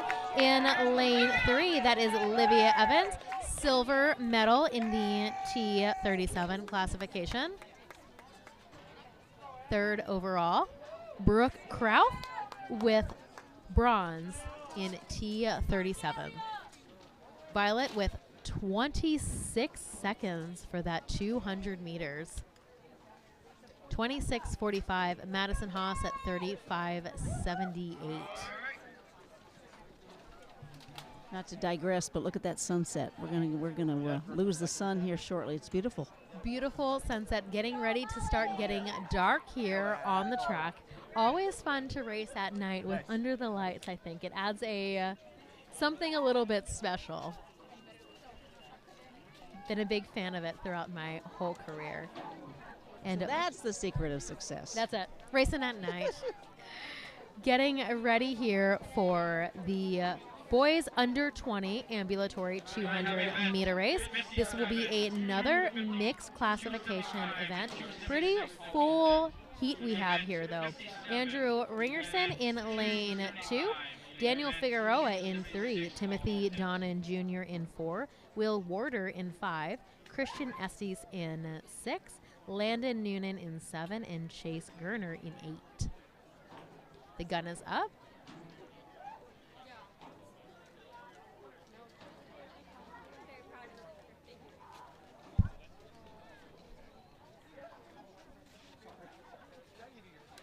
Athletes on the block set, and they are off. So another mixed classification event here. Quite a few gold medals on the line. And a whole pack of athletes coming out of the turn right now all together. Too close to tell who is in the lead. Looks like this, Oh my goodness. huge group coming through all together. Looks like that was Will Warder of Courage Kenny Blizzards across the line first. He will be the first and only finisher in the T38 classification for this event. 27:36 for Will. Timothy Donnan Jr. Look how close those times are. Less than half a second, 27:72. Daniel Figueroa, third overall at 28:08. Christian Estes in fourth at 29:74. Love those close finishes. Yeah, they they are really- so much fun to watch. There isn't anything like that. Like I say, from an athlete standpoint, Can be a bit but nerve-wracking. and for the audience as well. But from a spectator's It's perspective, there's showtime. absolutely nothing more exciting than that. And such a good reminder that you have got to keep going all the way through that line. You cannot let off the gas, not even for one fraction of a second in a race like the 200 meter. And yet I'll ask a silly question. One does need to slow the chair down. You do need to slow the chair down, and there's brakes for that, luckily. However, it is a caliper brake that you would have on a bike, and so if you slam that brake on, you're going to pop a tire. So learning how to brake is also one of those skills. Women's Open Ambulatory 200 meter dash mixed classification event. This is Elizabeth Waller in 4 from the Great Lakes Adaptive Sports Association and teammate Janie Richardson in lane 5. Both racing in different classifications. Elizabeth Waller coming across the line first overall, first in her classification at 33:04. Janie Richardson second overall, first in her classification at 35:75 with another gold medal.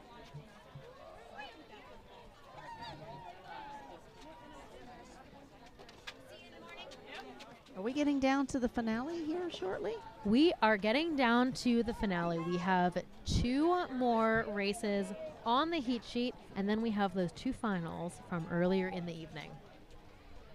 So this will be the girls under 20 200 meter T54 wheelchair race. All 7 athletes in this race competing for 1 gold medal. Sarah Reed in 2, Tally Brandt in 3, Addie Borgmeyer in 4, Luzilla Ashley Castillo in 5, Willow Weidenheimer in 6, Esther Faith Hen in 7, and Melanie Mija in 8. We saw a really strong 800 meter race from Addie Borgmeyer earlier tonight. She took off hard, opened up that gap right away, and held off the rest of the field. So showing some serious range here. This is Addie Borgmeyer already working on closing that gap from lane 4, pulling ahead, closing that staggered start up, showing some serious range here with gold in the 1500 meter and the 800, and then also the 200. You can see how fast her hands are moving and how much power she is generating with those strokes down, making really good contact on the wheels and getting a lot of lift off of the backside, giving her more power to drive down and generate additional speed. Addie Borgmeyer coming across the line first, gold medalist in this girls U20 T54. 200-meter event, 34:04 for Addie. Luzilla Ashley Castillo in second with 40:77, and the silver medal, Tally Brandt in third, 45:75 with bronze.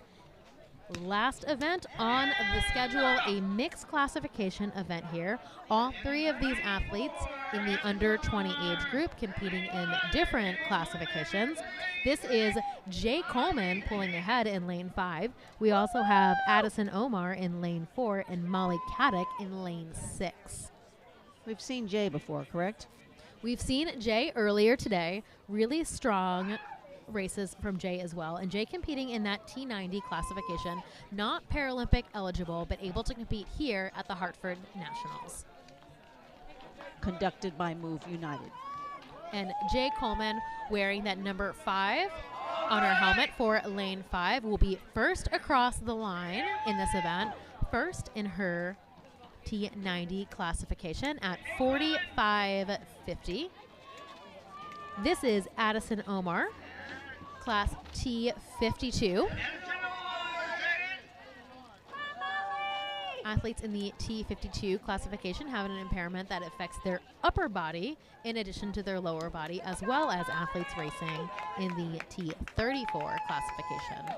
Addison Omar coming in at 64:63, second overall, first in her classification, and Molly Caddick in third overall, first in the T34 class at 1:17. You know, out of all these beautiful names, I've not seen an Amanda or a Shelley compete. Shocking to not see any at all.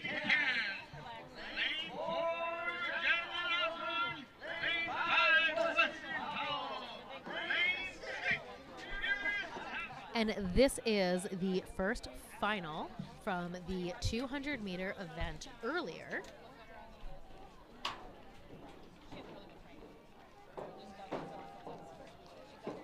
And there will be 2 of these, correct? 2 finals. These are additional athletes who didn't compete earlier. I think because we moved to a rolling schedule, athletes who may not have been here or missed that call time have been given the chance to compete. So that'll be Weston Powell coming in first overall in this heat at 33:65. Jonathan Osborne second overall at 40:73.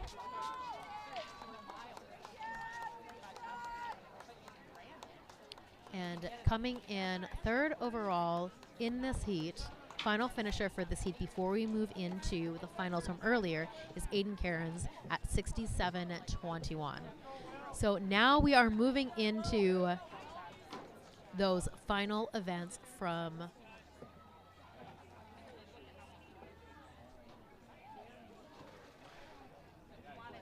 earlier. Amy Sizemore to the call tent, please. Amy Sizemore.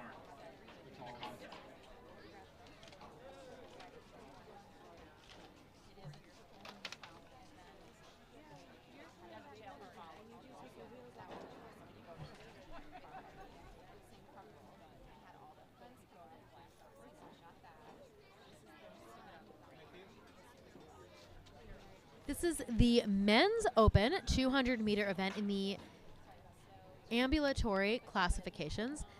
These are men over 20 competing in the adult open event. We have Ben Maloney in lane 2, Wyatt Serrato in 4, Sam Winter in 5, Casey Orendorf in 6, and Benjamin Blumont in 7.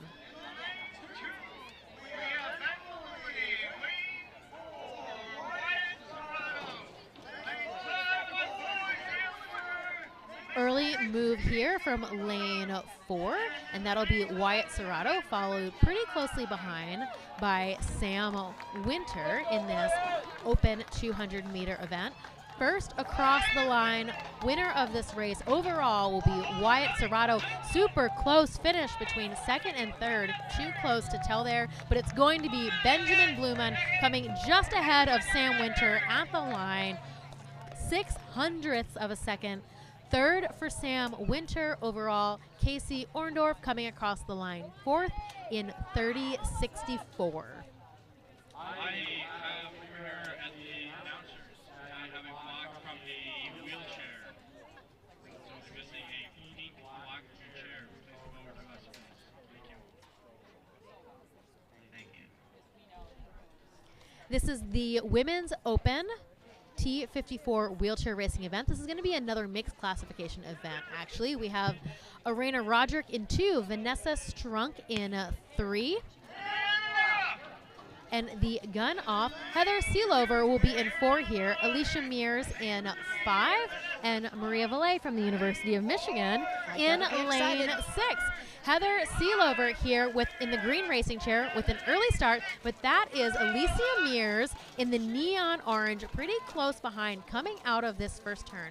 Racing in different classifications, Heather Seelover as a T54, Alicia Mears in the T34 classification, but this will be Heather Seelover, lane 4, first across the line, first for the T54 classification. Alicia Mears, second across the line, and first in her T34 classification.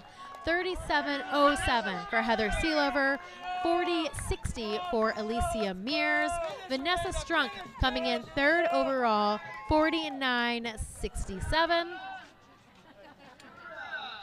Close finish there. Arena Roderick at 58.43 for fourth. And this will be the men's open over 20 200-meter wheelchair racing event. These are all T54 athletes. Zach Carter in 2, Micah Campbell in 3, Peyton Gunnarsson in 5, and Zachary Holman in 6. And this is Peyton Gunnarsson in lane 5, pulling ahead. A lot of sprint speed, looking really strong coming out of this turn, but it is still pretty close. And he's raced this evening. This looks like Micah Campbell in lane 3 with that final finishing sprint coming out of the turn just ahead of Peyton Gunnarsson. It's going to be Micah Campbell across first, followed by Peyton Gunnarsson, and that is Zachary Holman in lane 6, third, Zachary Carter fourth. Are you choosing your helmet for dynamic reasons? Fashion. That's a fashion. Micah Campbell first in 31.11. Peyton Gunnarsson 31.43. Zachary Holman 33.28. And Zachary Carter 38.23. The helmet for me has always been about fit and comfort. Not aerodynamic, I know, in other for races. Cycling, most wheelchair racers don't get going fast enough unless they're going down a hill to really get the benefits of those super aerodynamic helmets. And when athletes put their heads down, that means that tail is pointing straight up instead of down their back, as it would be in a wheelchair race. So here is a second heat of the men's open 200-meter race. Mixed classification, Jeff Dixon in 2, Alex Brown in 3. Will Hamilton, T52 in lane 4. Julius McManus in 5. Reed Baranowski in 6. And McKinley Laguerre in 7. This is Alex Brown pulling ahead, representing the University of Alabama here. Another one of those collegiate programs in lane 3. Lane 5, Julius McManus crossing the line second. Waiting to see those official finishing times pop up here. Alex Brown at 38.93. Julius McManus 39.49. Third overall and first in his classification, that'll be Will Hamilton at 40.82. McKinley Laguerre in fourth at 45.57. Reed Baranowski fifth overall, 53.57.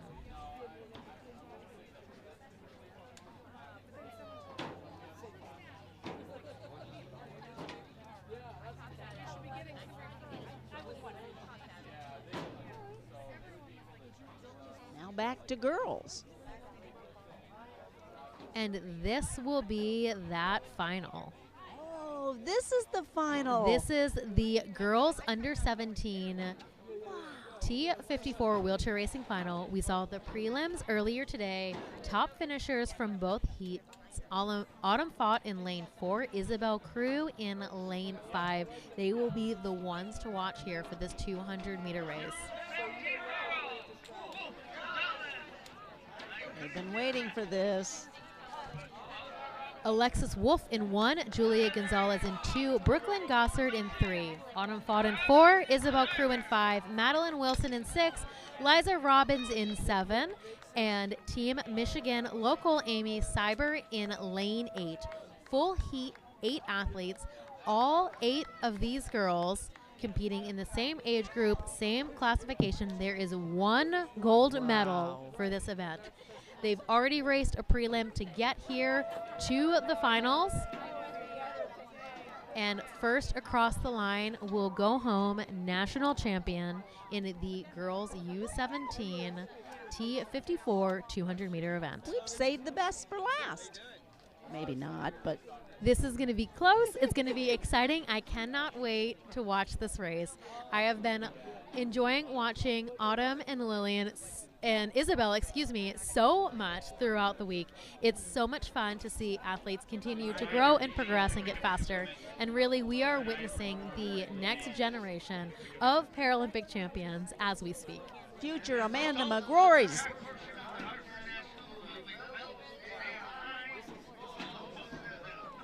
Everybody coming up to get set on the start line now. For wheelchair racing, everything is measured by the hub of the front wheel. And so athletes can pull up to the line all the way to the point where their tire makes contact with the ground. And when we're talking about photo finishes and how finishing positions are calculated, it is not by the leading edge of that front wheel, but by the hub of the center of the front wheel. Not your head sticking out. Not your head sticking out. There's no lean in wheelchair racing. So 200 meters halfway around the track, starting on the turn, 1 straight, 30 seconds of racing. Not a lot of time. This is going to be a fast one.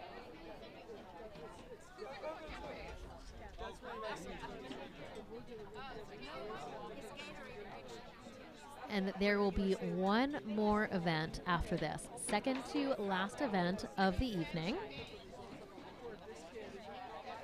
We will also see the boys under 20 800-meter final in the T54 classification.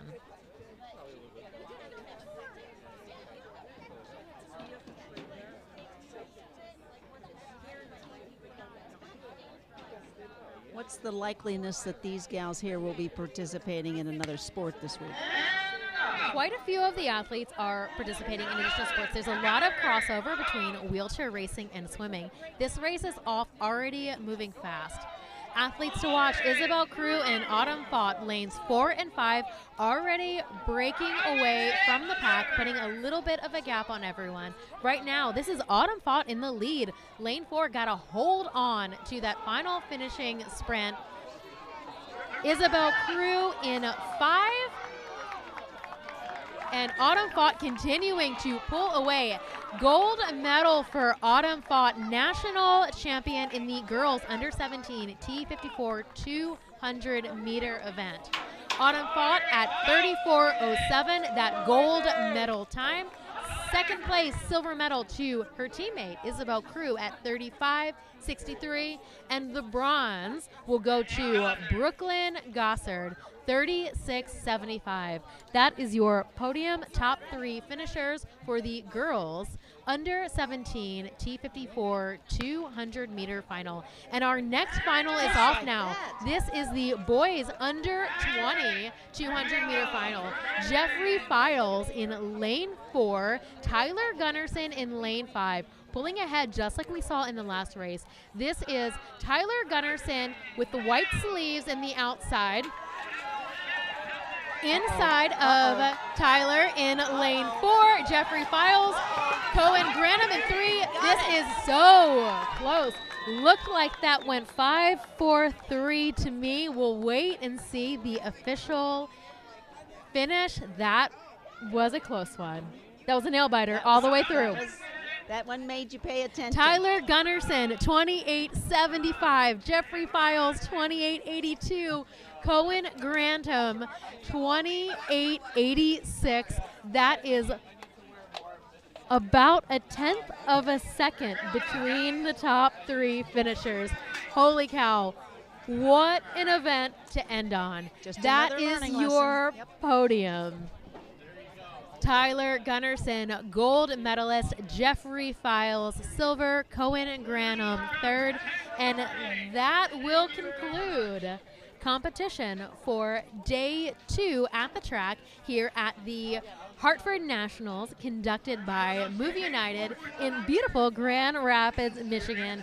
Huge, huge thanks to my co-host for this evening, Shelly Irwin. Thanks so much for being here with me and chatting adaptive sports and track and field all evening. I had a wonderful time. This was fun. Tune in. Look forward to more action tomorrow morning back here at the track. Thank you.